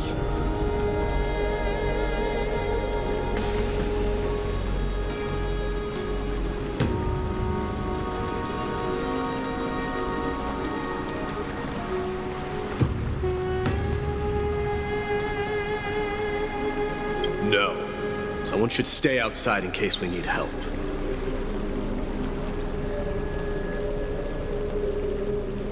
Things have taken a critical turn, especially so with Finan's life on the line.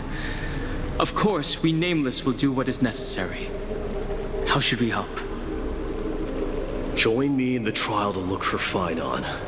And when we do, Glaya's golden thread will guide us back out.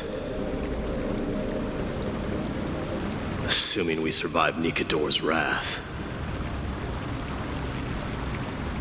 If something bad were to happen, Castorus, your priority is to ensure the safety of these two. I can find a way out on my own. Yes, Lord Mighty.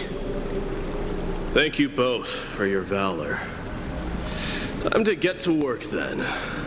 Let me have the honor of taking the lead in this battle.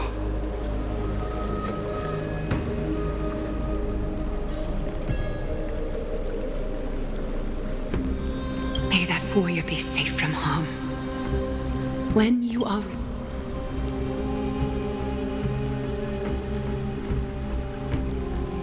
No problem.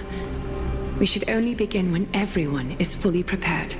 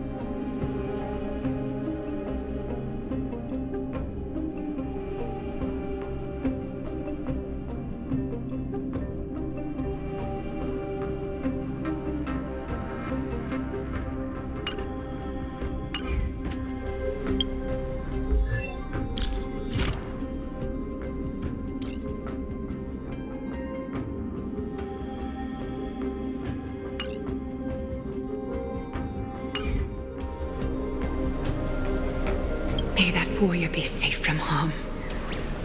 When you are ready, I will preside over the ritual on Trinon's behalf.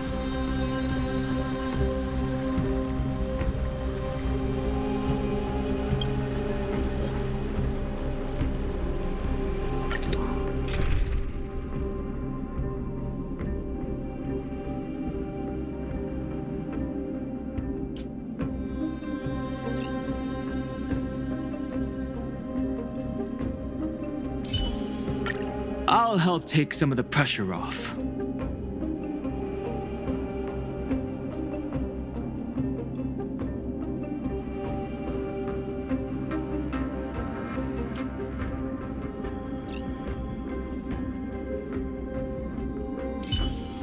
Lord Mighty, let's each do our duty. Lord Mighty, us healers in the Twilight Courtyard believe in being careful. Our reinforcements from beyond the sky, warriors of high esteem.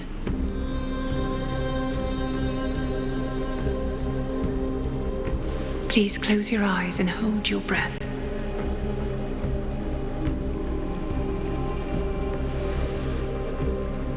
They once kept the fate of this world, and many other challenges safe from the devastating rage of strife.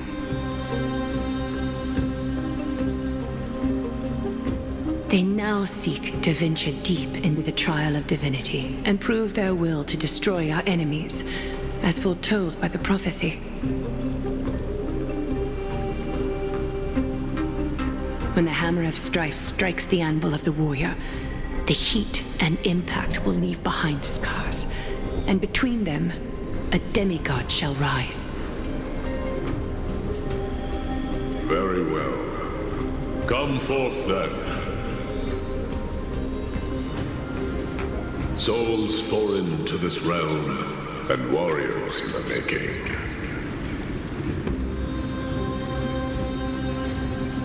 Follow me into the mist and flames, and come face to face with the greatest fear in the depths of a warrior's heart. And with thy strength, banish the darkness and usher in sunlight.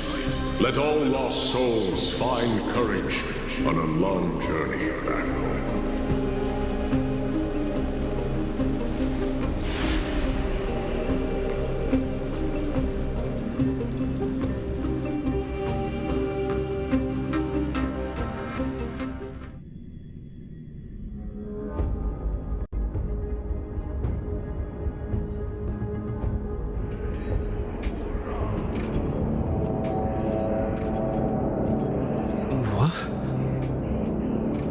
What's the matter?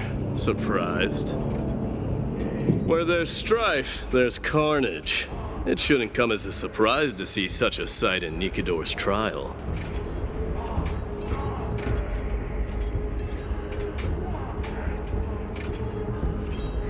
I told you, this is only a mirror of the trial. I don't see him around here. We should go first. Let's pray he stays safe.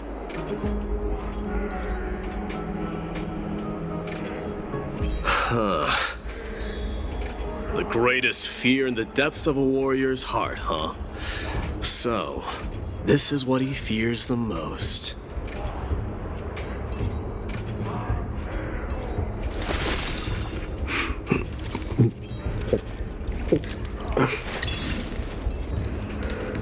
There's no place for you in Amphoreus.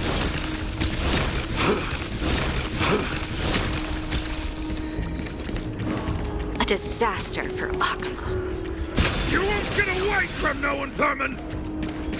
Be on alert. Tell me your name, brute. Your demise shall be a tale I boast about at the feast table. My name is Perdiccas, and I am here to avenge my people. Kremnoans and Akamans are at war? Perdiccas? Even the tragic cries of beasts at the slaughterhouse sound better than your name. So say whatever you like, despicable Achaman. Valorous death before glorious return. May the Kremnoan spirit always watch over me. Foolish brute. I see you're eager to die. Very well then. I shall grant you just that.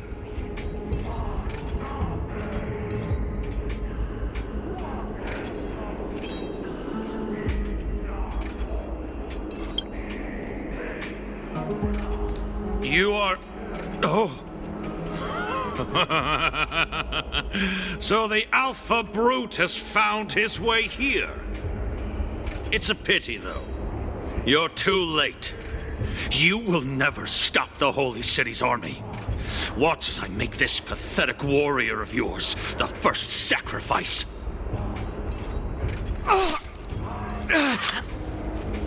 Mightimos, my king,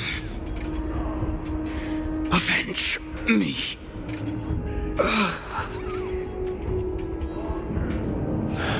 Is this? You're next.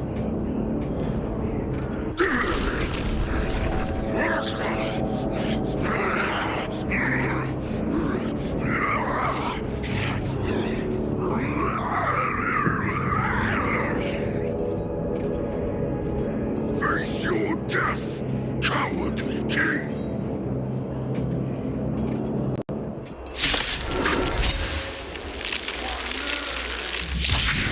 This insatiable bloodlust is a product of Nikidor's wrath. Anything! Dispel the gloom! Destroy the skies!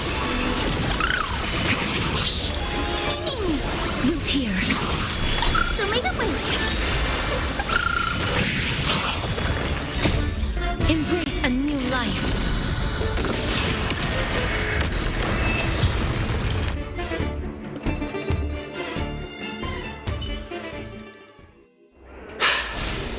Absurd. I know this Achaman.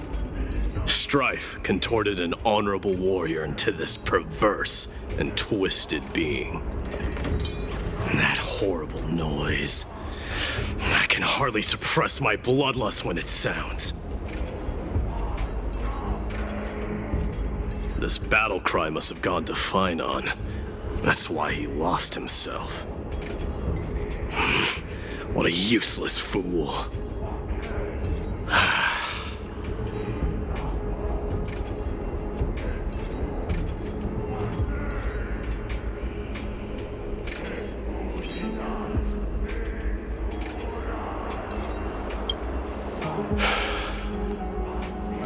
It's nothing.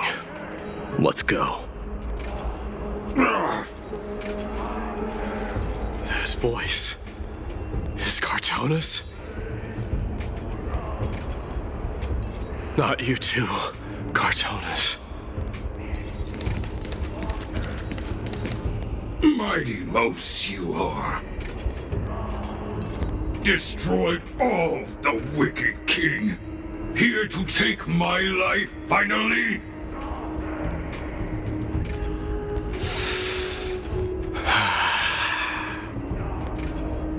I won't ask how this happened, nor will I hurt you like you said.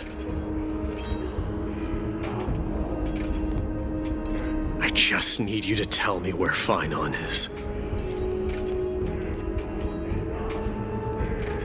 All of this, you know very well. Leave our city, cursed son of Gorgo!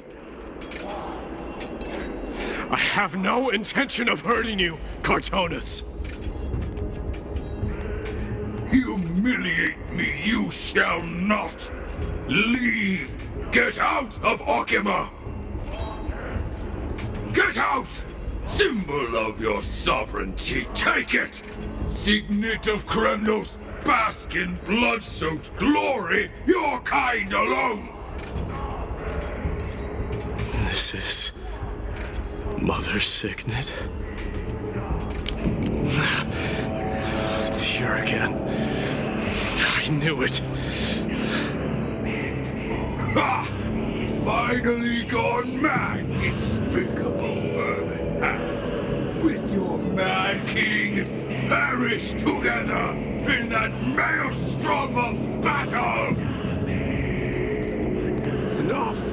Be quiet! You are not at all Cartaginus! Look out!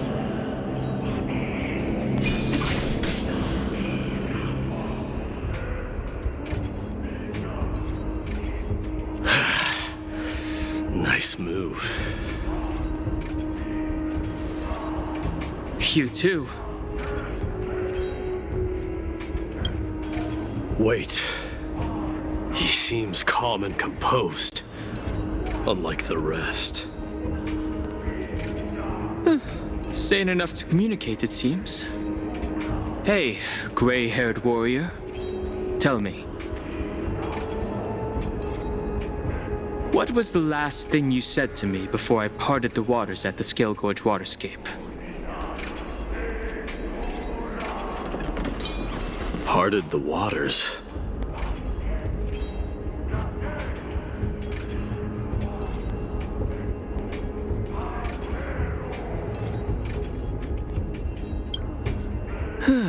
That sounds like something the real you would say.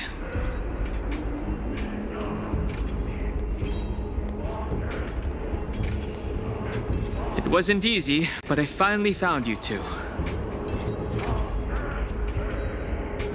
So, you are Don Hung. What did you go through before meeting us? Just some memories from my past. Nothing worth mentioning.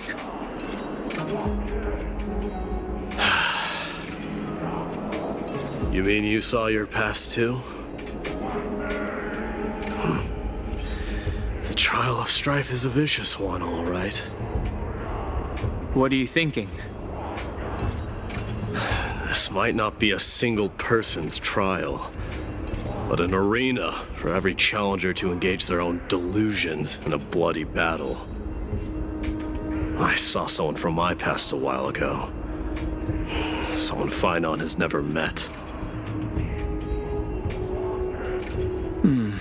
That doesn't exactly sound like a bad thing. At least it means we'll be able to find Phynon here.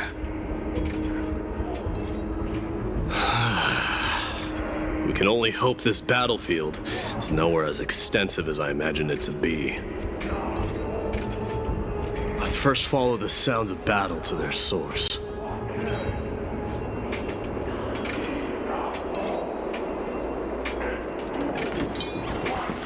The battle cries seem to be getting a lot louder. I have a feeling someone is manipulating this battlefield. Someone who might not be Phynon. I agree.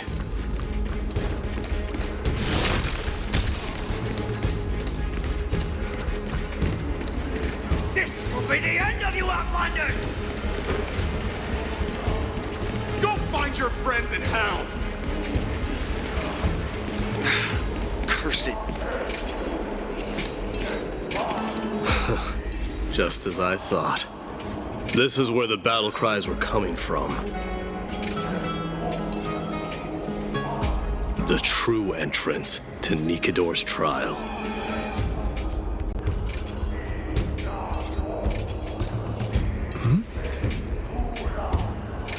What's wrong with you two?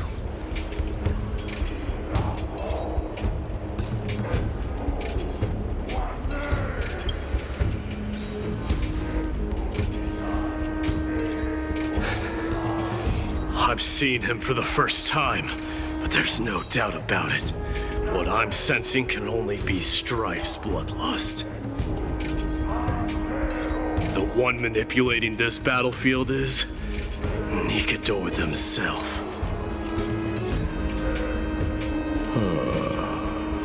Mightimus, you are a king warrior indeed. You know me? The blasphemous prince. Of course I know you. And I happen to know that you're here for the soul of that white-haired warrior.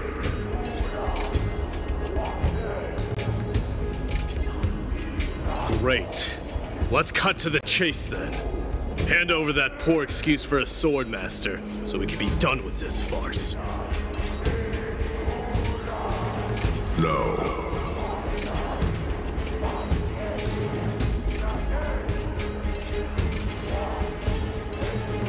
I applaud your courage and strength for coming this far, but you have chosen to besmirch the dignity of one who has fallen, and I cannot turn a blind eye to that.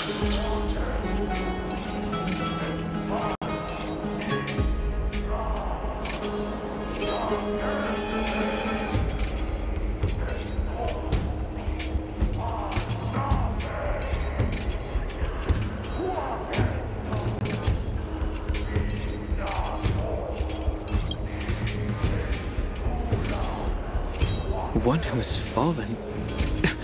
Finan failed the trial? He faced the greatest fear in the depths of his heart, and fought with exceptional valor, though he eventually succumbed to the brutal onslaughts. I have since brought him to the rear battleground, and granted him glory worthy of his courage, tenacity, and sacrifice. You wish to take him away? Sure. Pick up a spear and prove that your resolve can rival his. Of course, cowards who hope to avoid bloodshed are better off disappearing from my sight this instant. Your opinions are of no interest to me, Mad King. If it's a fight you're looking for, then you will get one, Titan. I will put you to rest once more with my curse of immortality. Commendable. Your noble mother displayed the same spirit with a spear in her hands. Don't you dare speak of her. Why not? She challenged the former Kremnos king to a duel, even knowing that it was a deadly trap, all to protect your dignity. Are you suggesting her efforts were for naught? Her death was caused by you, the incarnation of strife. How dare you talk about her past? Nonsense. You should be wielding your weapon at the god of strife. Battle me and put a swift end to this!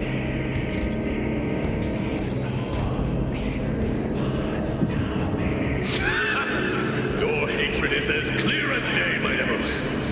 My words must have stung you deeply. But thanks to them, I have also come to This is why you killed your father for the throne, only to let your signet sink to the bottom of the Sea of Souls, refusing to let the glory of Kremnos live on. This is why you slew the Strife Titan, only to reject the core flame, letting strife continue instead.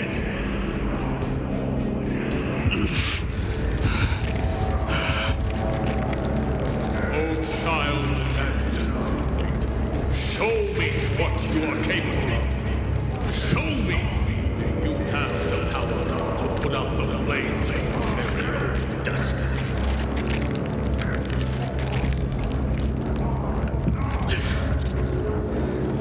I will rip your chest apart, Titan. In the same way I ripped apart that former king. I see you wish to repeat these. Come at me then. Ignite the flames of your fears and step onto the battlefield. Take this fierce battle to the boundaries of strife and consume me.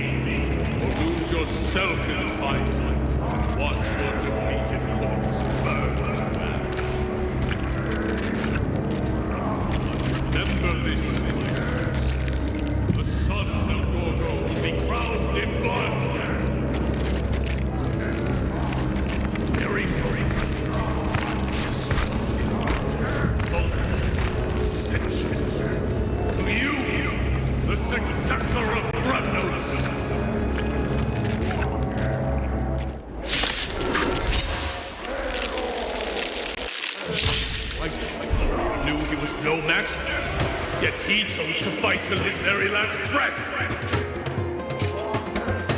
What about you, Mightimos? Can your murderous intent match up to what fate has in store for you? Prove to me that you're worthy of this power. Show me your courage. Mournful cries, miserable wails. Kings of Kremnos, this is the power you desire? Embrace a new life.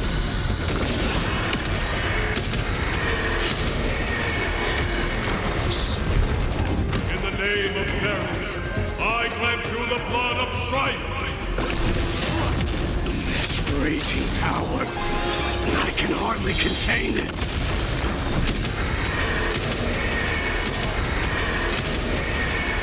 May death protect us! In fear you shall abandon your mortal body, King of Kremnos! How noisy!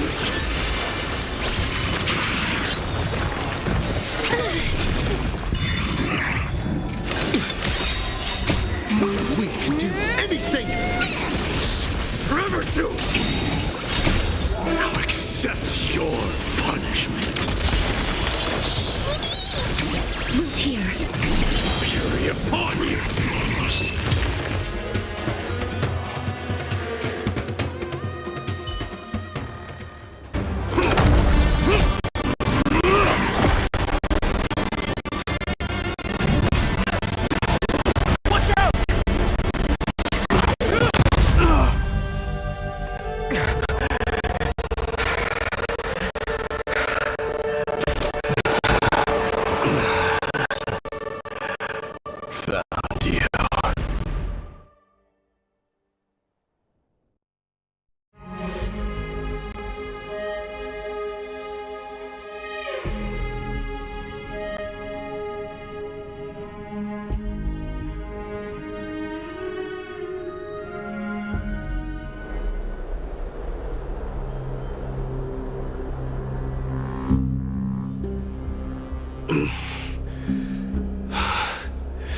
I did my best. The core flame trial is indeed no place for the weak. Let's just hope that Finan gets through this. There's no need to worry. His soul is in a stable condition. With ample rest for both body and mind, he'll be up and about in no time. The greatest fear in the depths of his heart. Lord Finan must have been forced to relive his past during the trial, and revisit his homeland that had fallen to the Black Tide.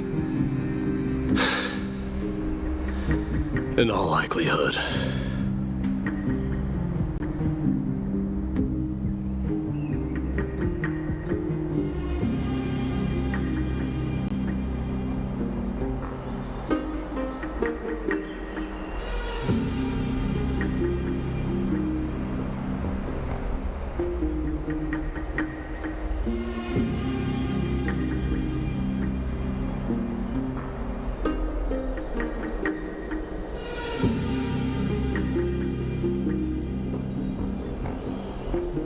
Since coming to Amphoreus, we have heard many talking about this Black Tide. Could you tell us more about it? It is one of the culprits that drives the people of Amphoreus to madness. It was during the Era Bellica that this unspeakable thing first appeared, like a plague, alongside the 3 Titans of Calamity. Nobody knows where it came from or how it came to be. What we do know, however, is that it is steadily encroaching upon what little remains of this tranquil land, much like a rising sea closing in on an island from all sides. It is for this very reason that it became known as the Black Tide. Those who succumb to it lose their reason and humanity, becoming vicious, mindless monsters. Mortals are not the only ones susceptible to its influence. Even gods and titans cannot escape from it. According to Naias, Nikador, though one of the embodiments of Calamity, also bears the responsibility of fending off the Black Tide. Perhaps that is also why Lord Finon threw himself into the trial of strife so readily. But now, we must look for alternative means of igniting the flames of strife. So, Aglaya, what should we do now? You know very well the decision doesn't lie with me. As the successor to Kremnos, Mighty, you know better than anyone that if it was simply about emerging triumphant on the battlefield of strife, you and your people could manage it with ease. But ultimately, the heavy burden of divinity can only be borne by one. It is foolhardiness and indecision, not the unclaimed seat of divinity, that pushes this world into the deathly fog.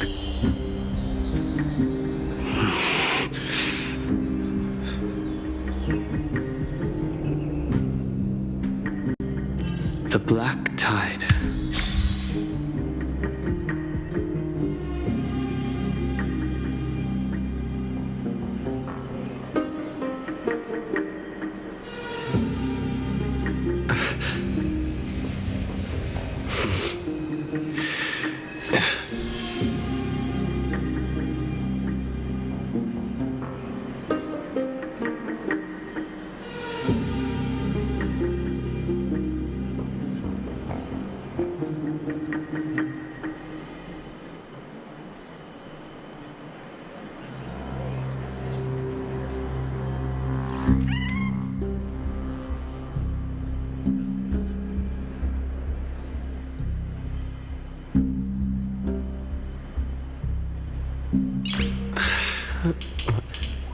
Nice.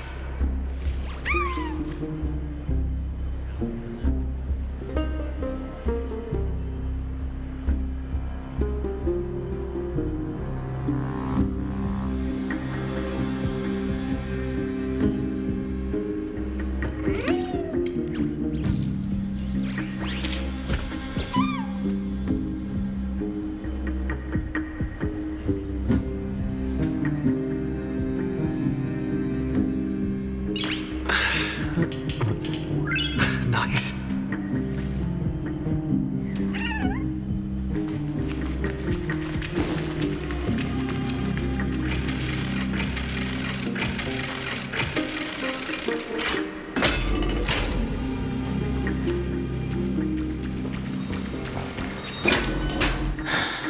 An unspeakable thing of unknown origin. What comes to your mind when we put these keywords together?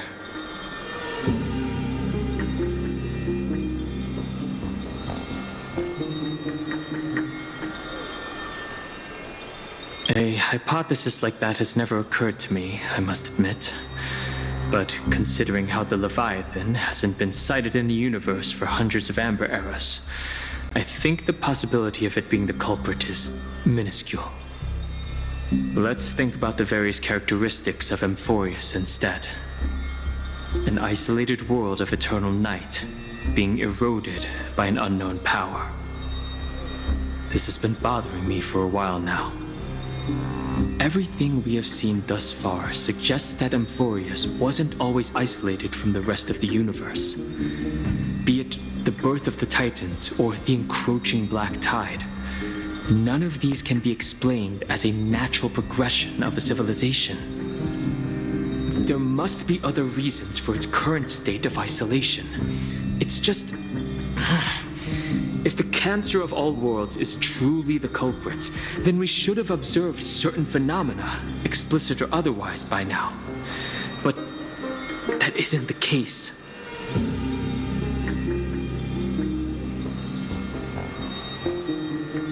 That's what I was thinking too.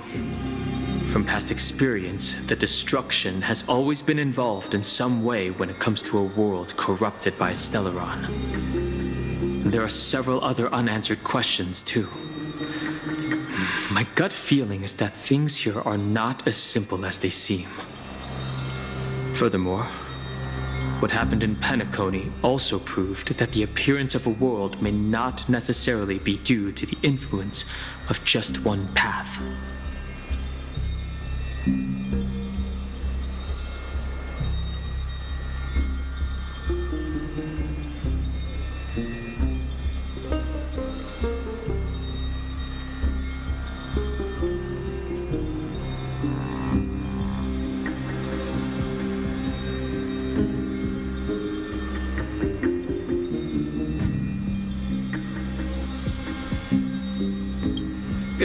It's good to be motivated, at least.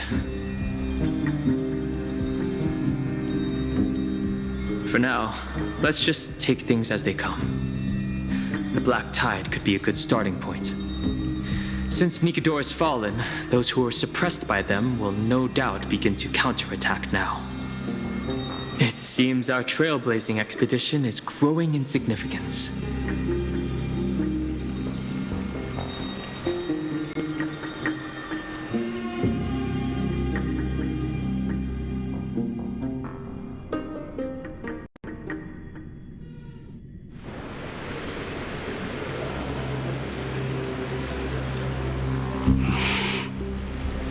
Don't worry, Dee. This isn't the first time he's been like this. A long time ago. I'm not worrying about him. Oh, alright. You're a little quiet, though. I'm sorry. That was rude of me. What I meant was, I know that man can pull through for sure. It's alright. Being straightforward suits you better. Actually, Dee, there's something we're curious about. What did you see in Nikador's trial? Something that terrifies me. Isn't that ironic?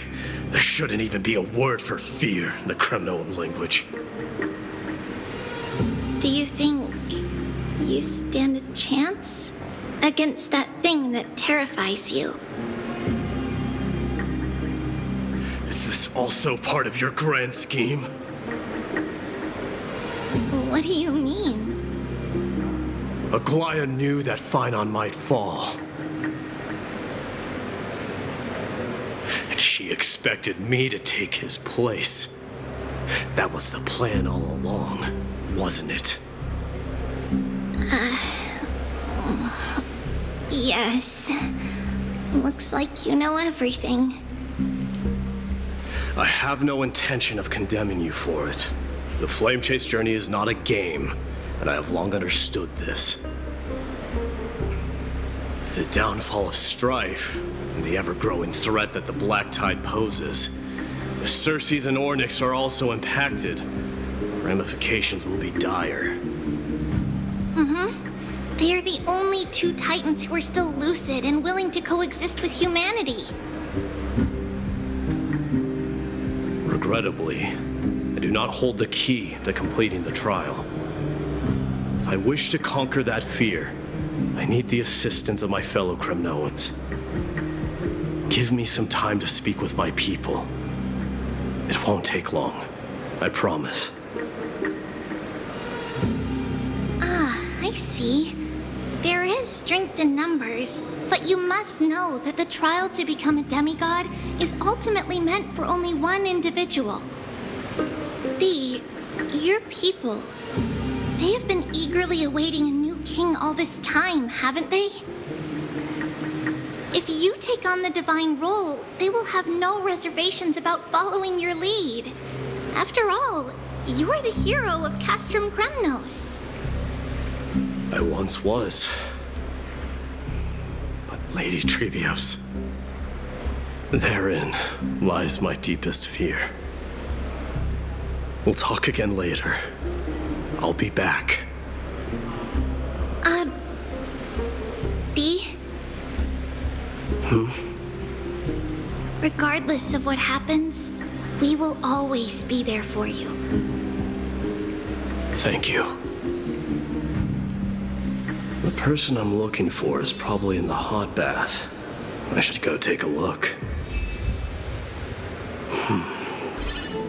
The billowing steam always brings back memories of the furnaces in our homeland.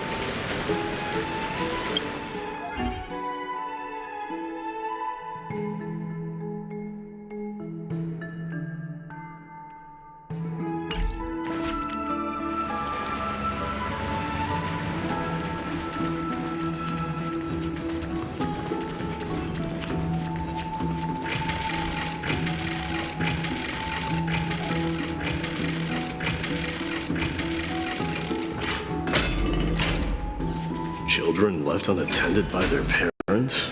That's not safe.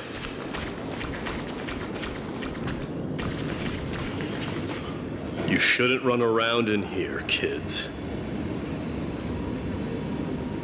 Hey! It's the Crown Prince! Are you also here for a bath? I want to hear stories about feats on the battlefield!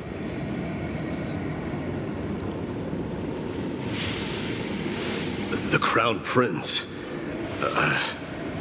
Are you Kremnoans? Yeah, we are! The grown-ups said we used to live next to the arena. Well, next to the parts next to it anyway. My dad is a centurion with the Hydra Lancers, and my mom is the bravest warrior in the God Shield Brigade. We used to get tons of silver coins from Mr. Crateros. My parents are serving in the Holy City garrison now. As warriors of Kremnos, they're braver than any Achaemen. Why are you kids here alone? Where are the grown-ups?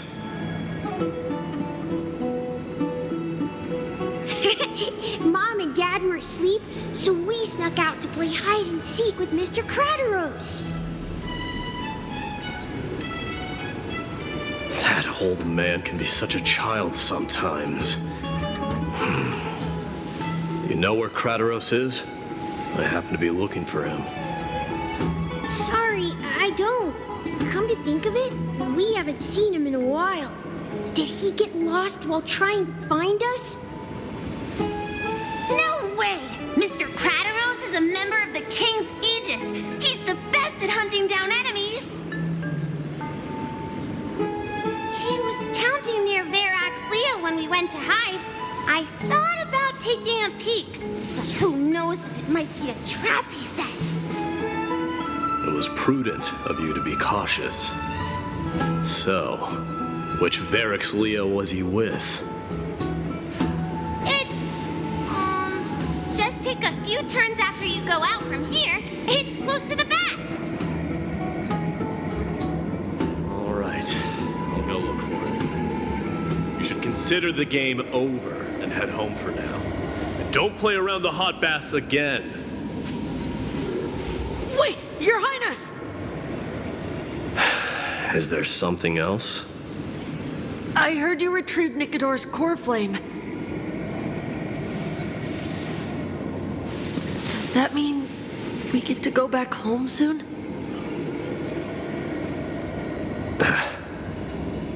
Have you ever been to Castrum Kremnos?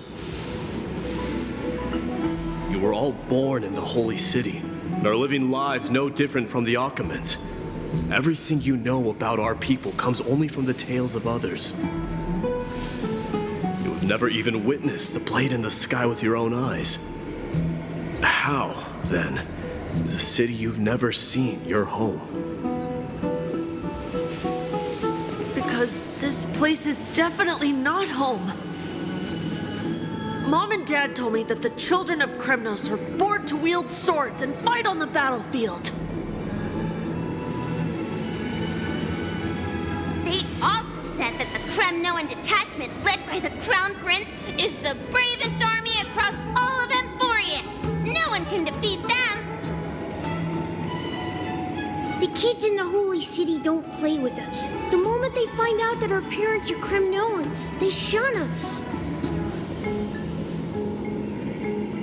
We don't care. We all know that the Crown Prince will take us home one day.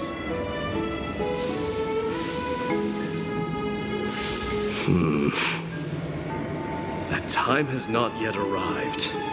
But, young men of Kremnos, heed my command. Return to your parents at once. From here on, you are to dedicate yourselves to rigorous training and a healthy diet. You must not neglect these two aspects if you are to become a brave warrior of Kremnos. Only by following this path can you be deemed worthy of returning home. Yes, Your Highness! The future of Kremnos. I should find Krateros.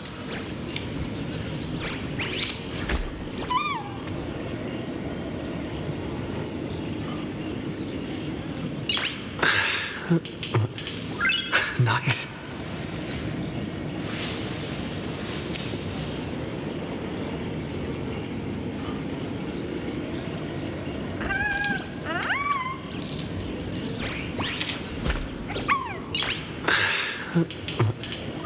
Nice.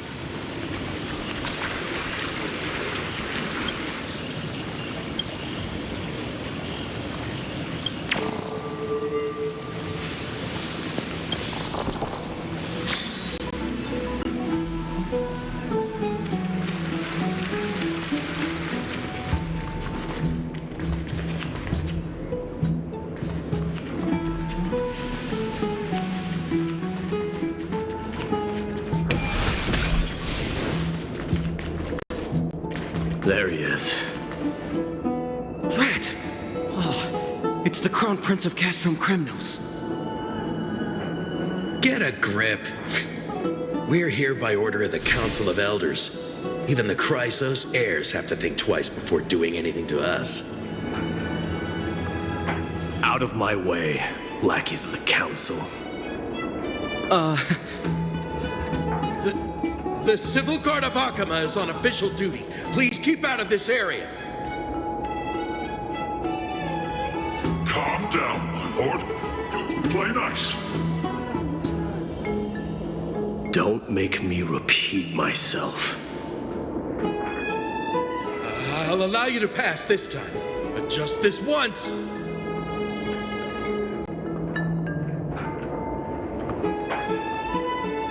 So, you think yourself knowledgeable? Then here is a question for you. Do you know how Chrysius Leo in Castrum Kremnos came to be mounted on the wall? I don't know, my lord. How did it come to be?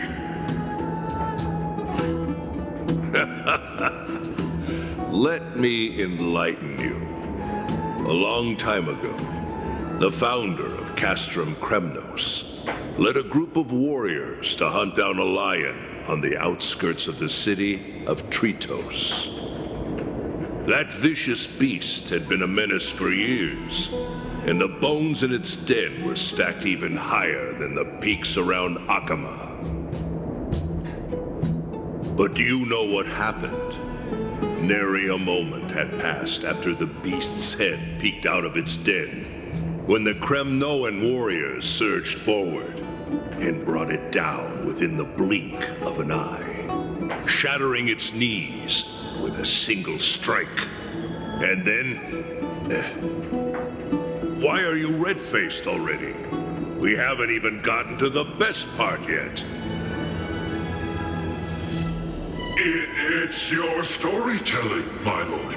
You're weaving such a captivating tale that it got my blood pumping. Please, go on. Well, if it isn't Lord Mighty. It's been a while. Oh, what in Akama is happening? To what do I owe the pleasure, son of Gorgo? Kratos.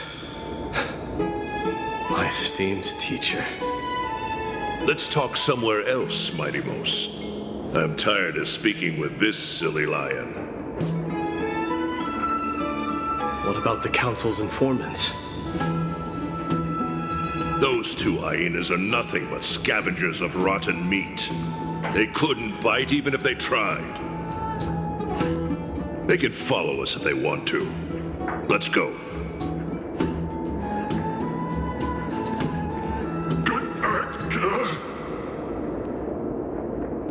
Wait, so how in the world did Chryseus Neo get mounted on the wall? Keep up with us, you hyena. Oh, sorry. I meant officers. Hey, old man, how dare you? Calm down. Calm down.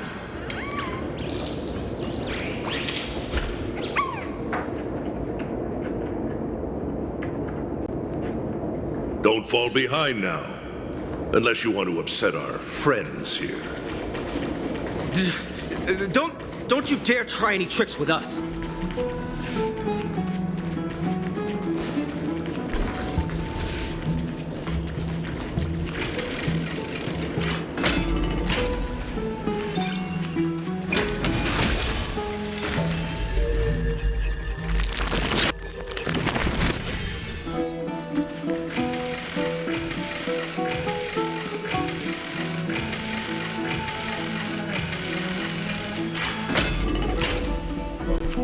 We're almost there.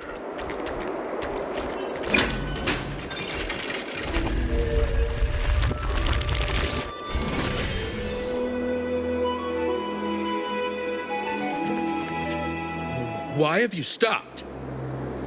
This is a nice spot for a private chat. Shall we, sir? Let's do it. What are you up to? Someone help me! Some privacy at last. So, tell me, why have you come to seek this old man's counsel? I came to discuss the future of the Kremnoans. Interesting. I heard the core flame of the Lance of Fury has been restored, though not by your hand. And you're even considering giving up Nikador's divine power. Is this true? Those rumors are not entirely groundless. In other words, you did entertain the thought of giving up the throne of Kremnos and forsaking your people. The divine power is not equivalent to the throne. The path of strife is also not our people's only way. Enough with the word games. You, of all people, should understand the plight of the Kremnoans. Think about all the warriors of the Kremnoan detachment who left their homeland with you. Think about their children. Only the yearning for our former glory days has kept us going all this time. If they ever learn that the crown prince they look up to so much is actually toying with the notion of stepping down, think of the disgrace it would bring upon your departed mother, Marty Mos. You best remember that she died for you because of Europon's schemes to restore the glory of Kremnos. Since you've brought that up, tell me, Who is responsible for my father's death? Are you trying to shame me, Mighty Mos? I may be old, but I haven't become so decrepit that I've forgotten it all. Of course I remember that Europon died when the Kremnoan detachment surrounded him. You drove the spear into his chest with your very own hands. That was merely the final outcome. Do you still not see it? What led my parents and our people to their downfall is none other than the strife we speak of. The quest for glory. The tenet of valorous death before glorious return. This is the creed of every Kremnoan, no matter whether these beliefs are justified or not. Don't be ridiculous. The only thing that could slay a king is a spear. Even an infant knows that much. I swore to your mother that I would guard your crown with my life. I never foresaw that the son of Gorgo himself would be the first to turn his back on the Kremnoan spirit. Gorgo. Your mother bore that name. The name of the great founder of Castrum Kremnos. And she upheld that name with honor. If you choose to turn your back on her legacy, like a wretched deserter, do not fault me for withholding my loyalty, Mighty Mos. I came to discuss the future of our people with you. But it appears this is not the right time yet. Go, Mighty. Ha! That's what those Chrysos heirs call you, isn't it? Go down the path you have deemed correct. Deep down, you have always been one to do as you please. And I am well aware that no one can deter you once you've made up your mind. But don't you ever dream of renouncing the traditions of Kremnos. We may reside in Akama now, but we remain eternally bound to strife by blood. Bloodlines no longer hold any significance in this era of destruction. My young lord, always bear this in mind. Never reveal your vulnerabilities to anyone. A lion should never dwell amidst its prey, especially when it wields power enough to dominate the entire hunting ground. Europon, the boy did nothing wrong!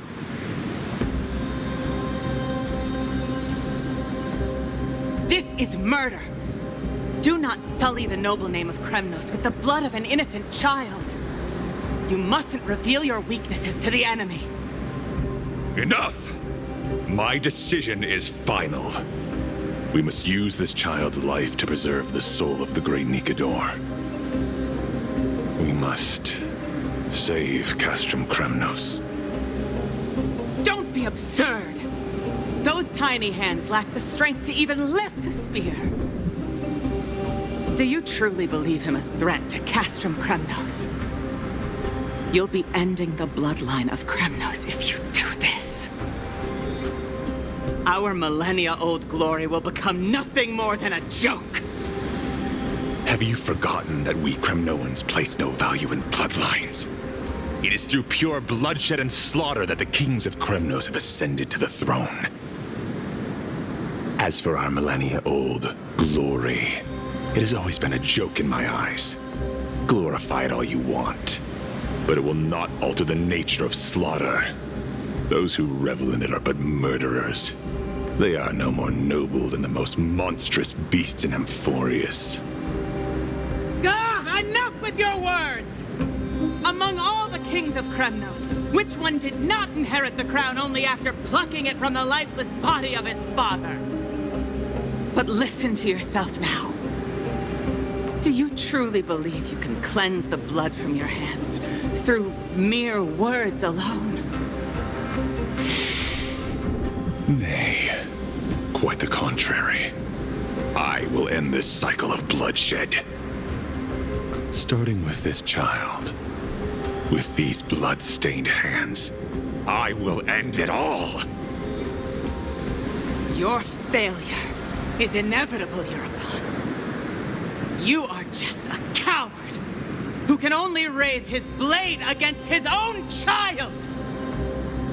A beast that murders his own kin. King's Aegis and Aphros of Kremnos! You cannot sit idly by and watch this atrocity unfold. If you consider yourselves the honorable sons and daughters of Gorgo, then take up your spears and join me in putting an end to this bloody charade! Does anyone else have any objections?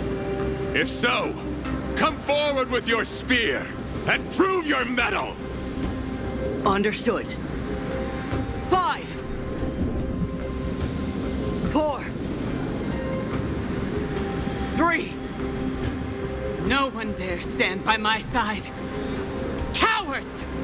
Has that crown stripped you of your courage? 2.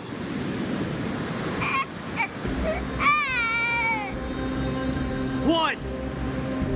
It appears there are no objections. Then, in accordance with the Kremnoan Council's principle of tacit consent, the decision is final. With all present as witnesses, this child shall descend into the Sea of Souls, where he will nourish the Lance of Fury and join the fallen heroes. May fate and the gods await your arrival. My son, Mighty Mouse. Stop! If you have more to say, then speak. On account of the life we have shared together, I grant you this one final chance. With the blade of fury above us and the council bearing witness, I, Gorgo, hereby move to challenge the crown in accordance with the laws of Kremnos. O unworthy king, in the name of the Council of Elders, I demand that you duel me!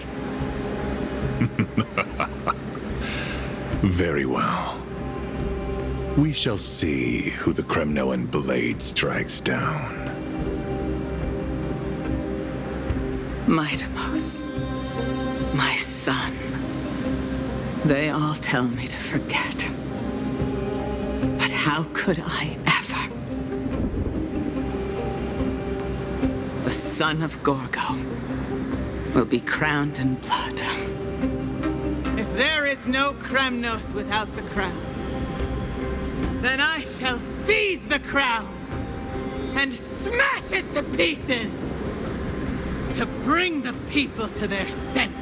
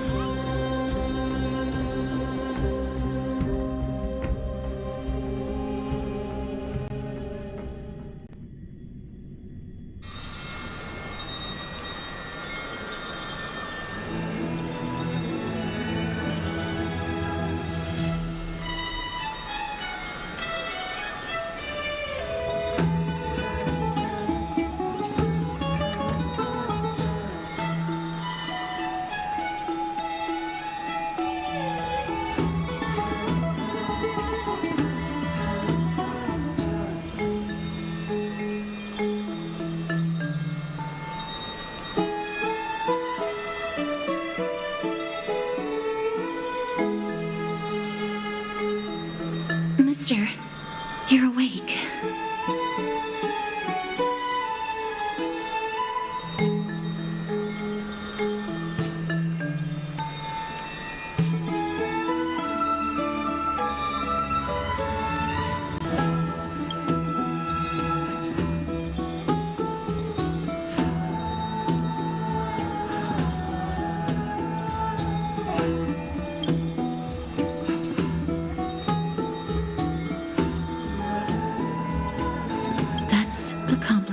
Question.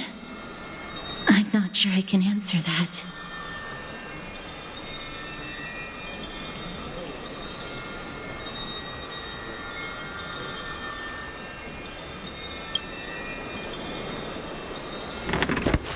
apologize for arriving uninvited. I saw that you were still asleep, so I took the liberty of waiting nearby. I bring a message from Lady Aglaya. She has prepared a gift for you and Dan Hong, and wishes to present it to you in person.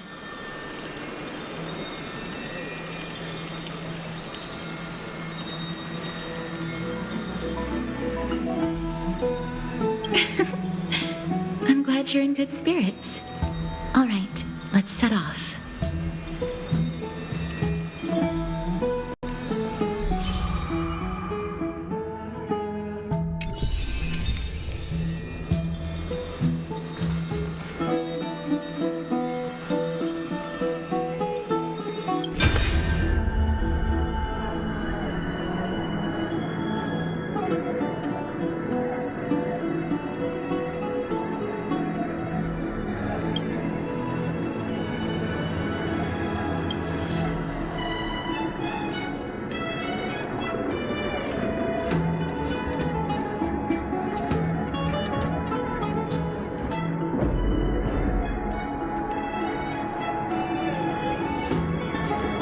Are bustling. Now that Nikador has fallen, the soldiers in the city can finally catch a break.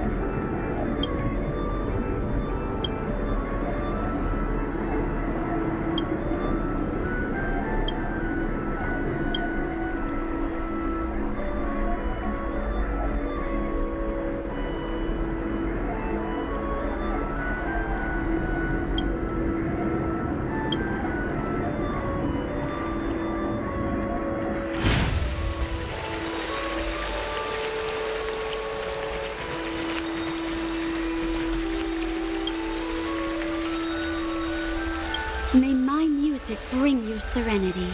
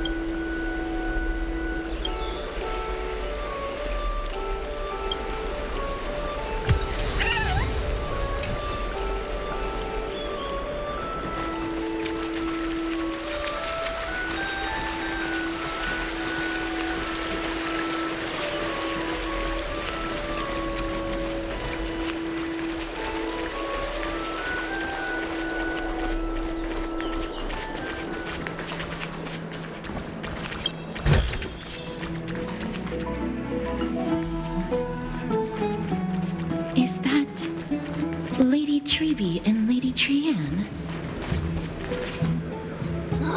You must have forgotten. This is a precious relic from our hometown. We definitely all saw it back then. Trianne, this is a counterfeit.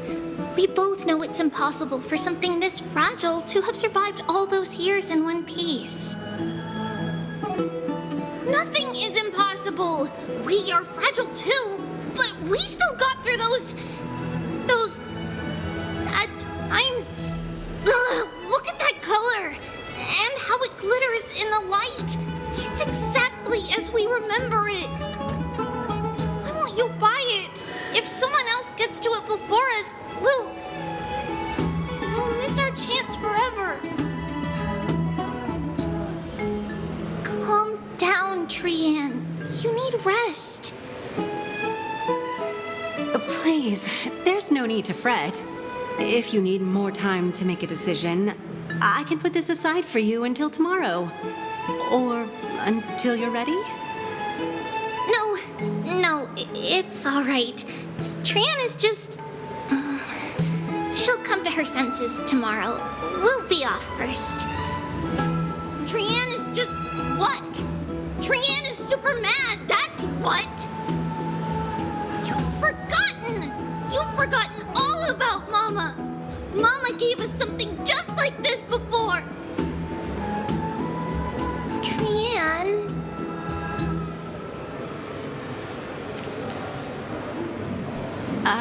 See you tomorrow? I hope you two patch things up soon.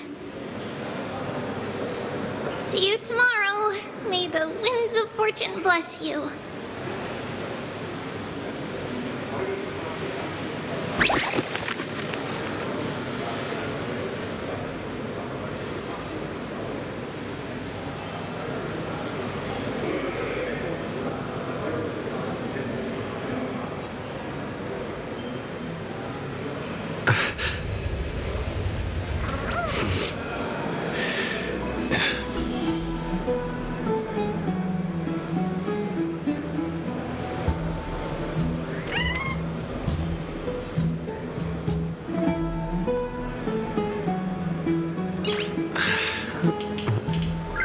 Nice.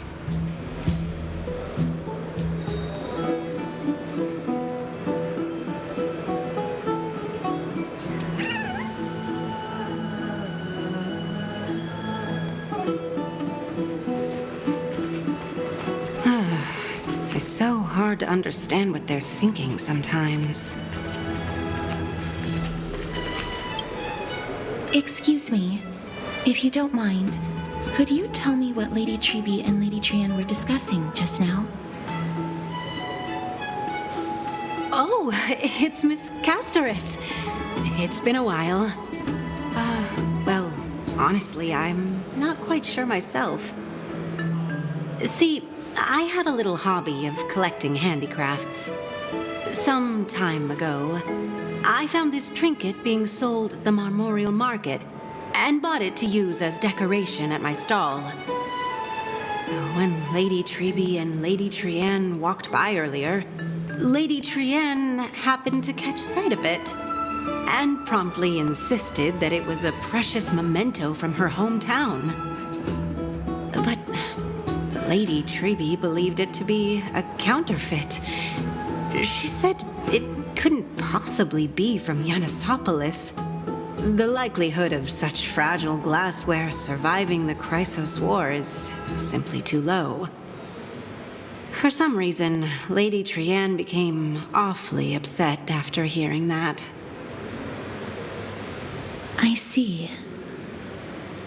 Madam, would you mind selling this trinket to me?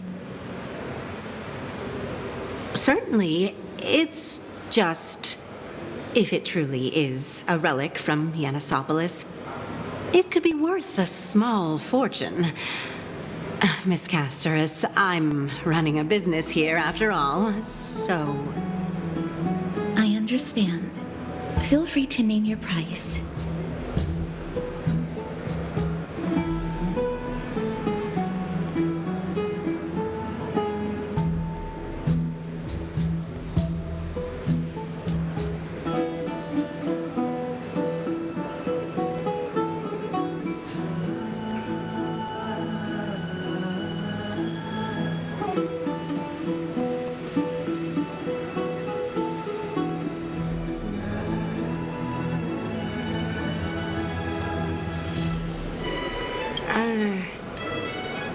I suppose I can sell it to you at cost as a sign of goodwill, Miss Casterus.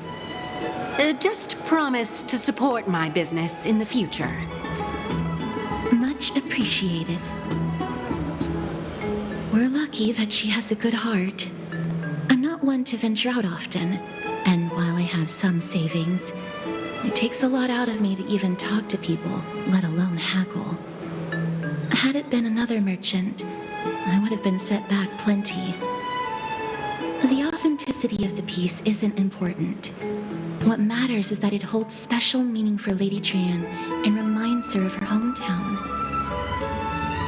I've long wished to show my gratitude for Lady Trian's care, but I haven't been able to come up with any ideas for a suitable gift. This chance encounter today feels like divine intervention. Perhaps this is the gift I've been searching for. Still, this trinket is admittedly rather fragile. I will have to make some adjustments and stitch it onto wool felt to protect it. That way, no matter how much Lady Trian runs around, it won't break easily. All right, back to business after that little detour. Let's keep moving. Don't stray far now. We've already kept Lady Aglaia waiting long enough.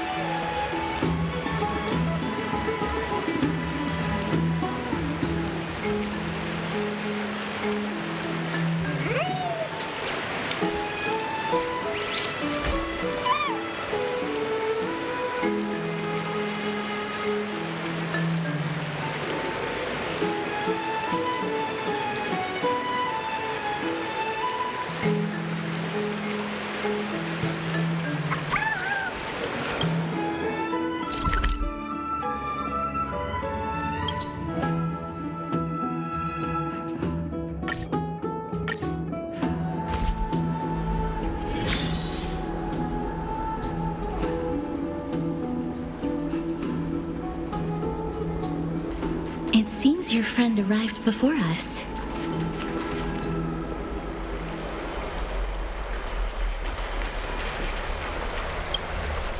Ah, you're finally here. Welcome, Cass. And you as well, trailblazer from beyond the sky.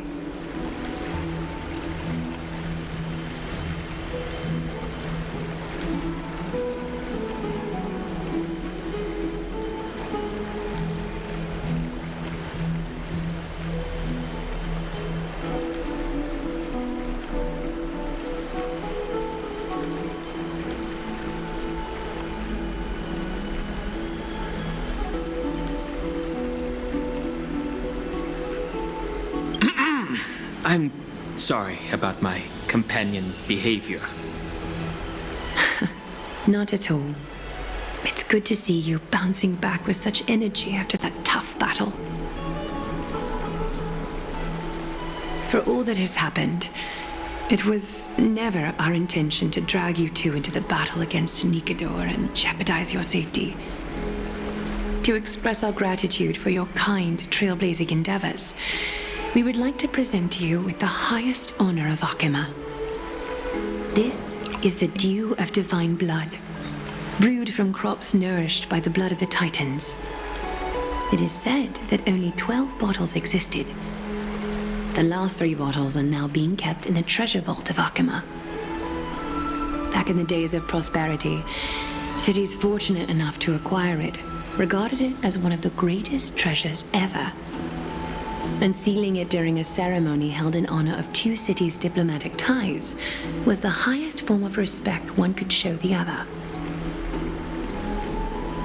And now, in keeping with tradition, Akima dedicates this drink to our esteemed guests from beyond the sky in appreciation of what you have done for us.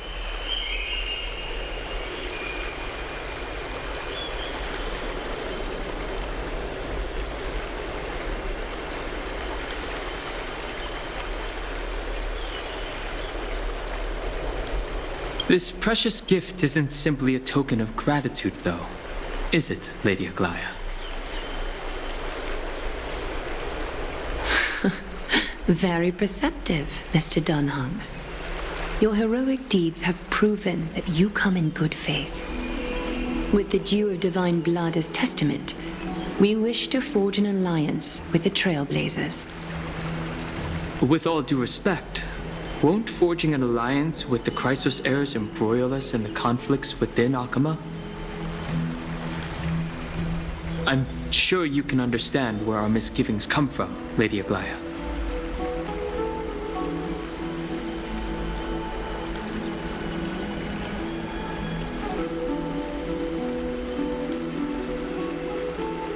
Having said that, Lady Aglaya, please don't misunderstand. We will still do what we can to assist you in the Flame Chase journey.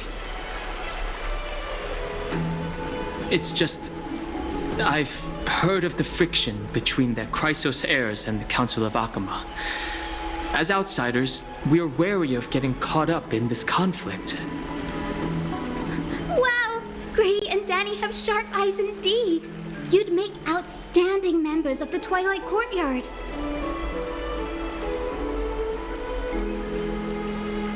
No need to worry, by the way.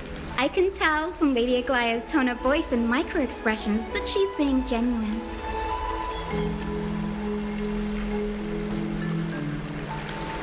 Not only are you guests from beyond the sky, but you've also done so much for Akima.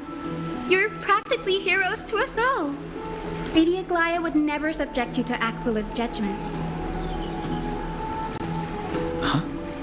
You are... Hyacinth, thank you for taking care of the wounded of the past few days.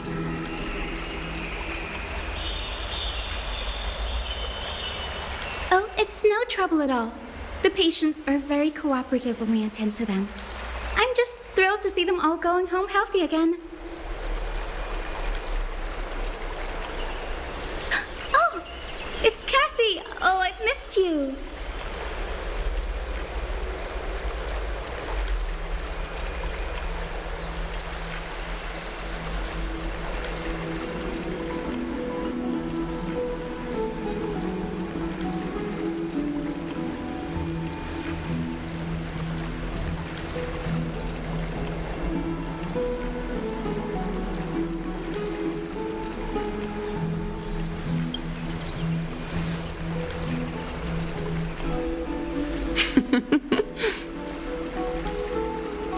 Miss!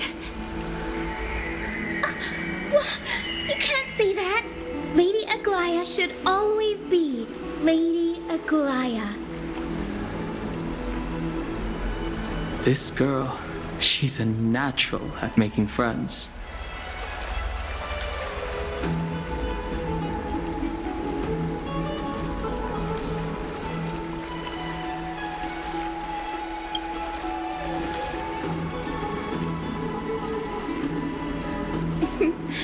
As an acolyte of Aquila, I'm here to bring healing light to the world. Plus, I've heard you're also children of the distant skies. Fate must have brought us together. Can we be friends? I'd love to hear your tales of the sky. And oh, it's a rare occasion that Akima presents such an invaluable gift to guests. Lady Aglaya, may I have the honor of tasting it too? Of course you may. Esteemed guests of Akima, please believe me when I say that this gift carries no hidden agendas. As for the matter of the Alliance, you need not give me an answer here and now.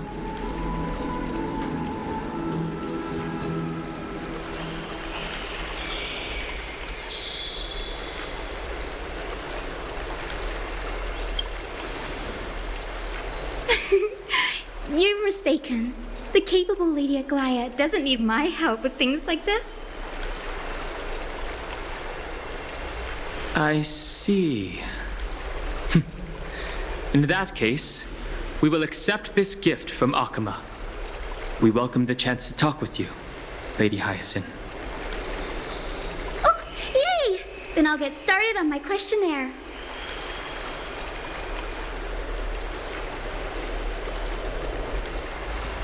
Pardon the question, but I've been meaning to ask this for a while.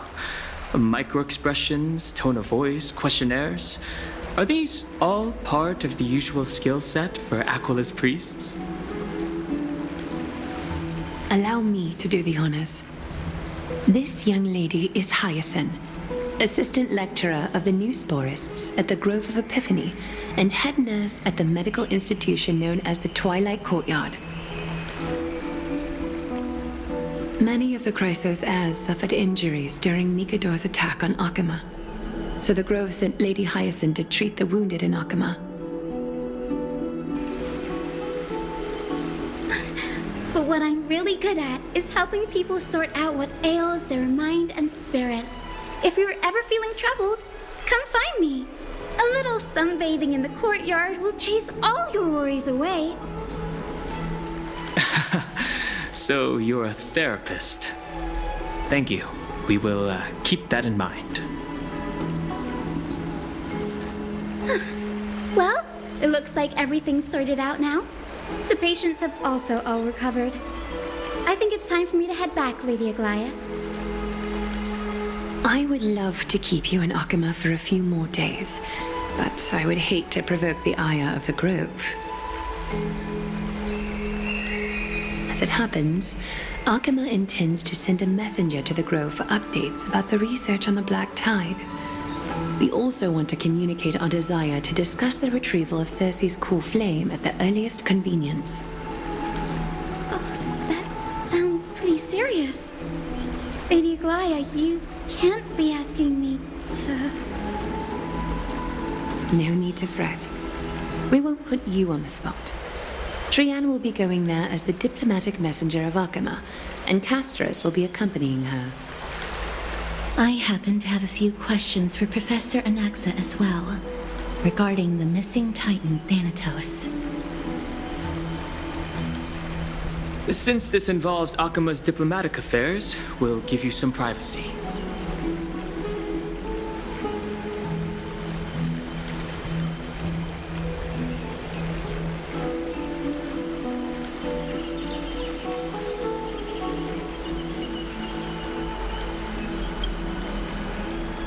If you're not keen on just sitting around, Mr. Trailblazer, why not go with them?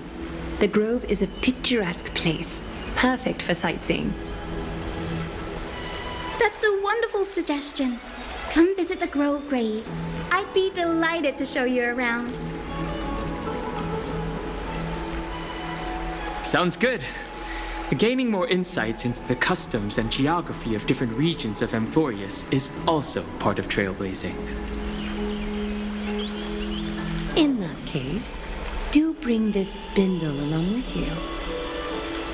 This tool, called the weft, is used to spin thread and has been passed down in my family through generations. Though it doesn't see much practical use nowadays, it's become a symbol of great significance.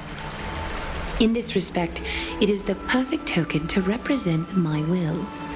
If you encounter trouble at the Grove, just take this out and show it to them. While you're in the Grove, the golden thread of the weft can also render all things around you visible, regardless of whether they're corporeal or not, allowing you to see things as I would. Castros knows this too. Make good use of it. Trian is already waiting for you at the outskirts of Akama, so I won't keep you any longer. May your journey be smooth.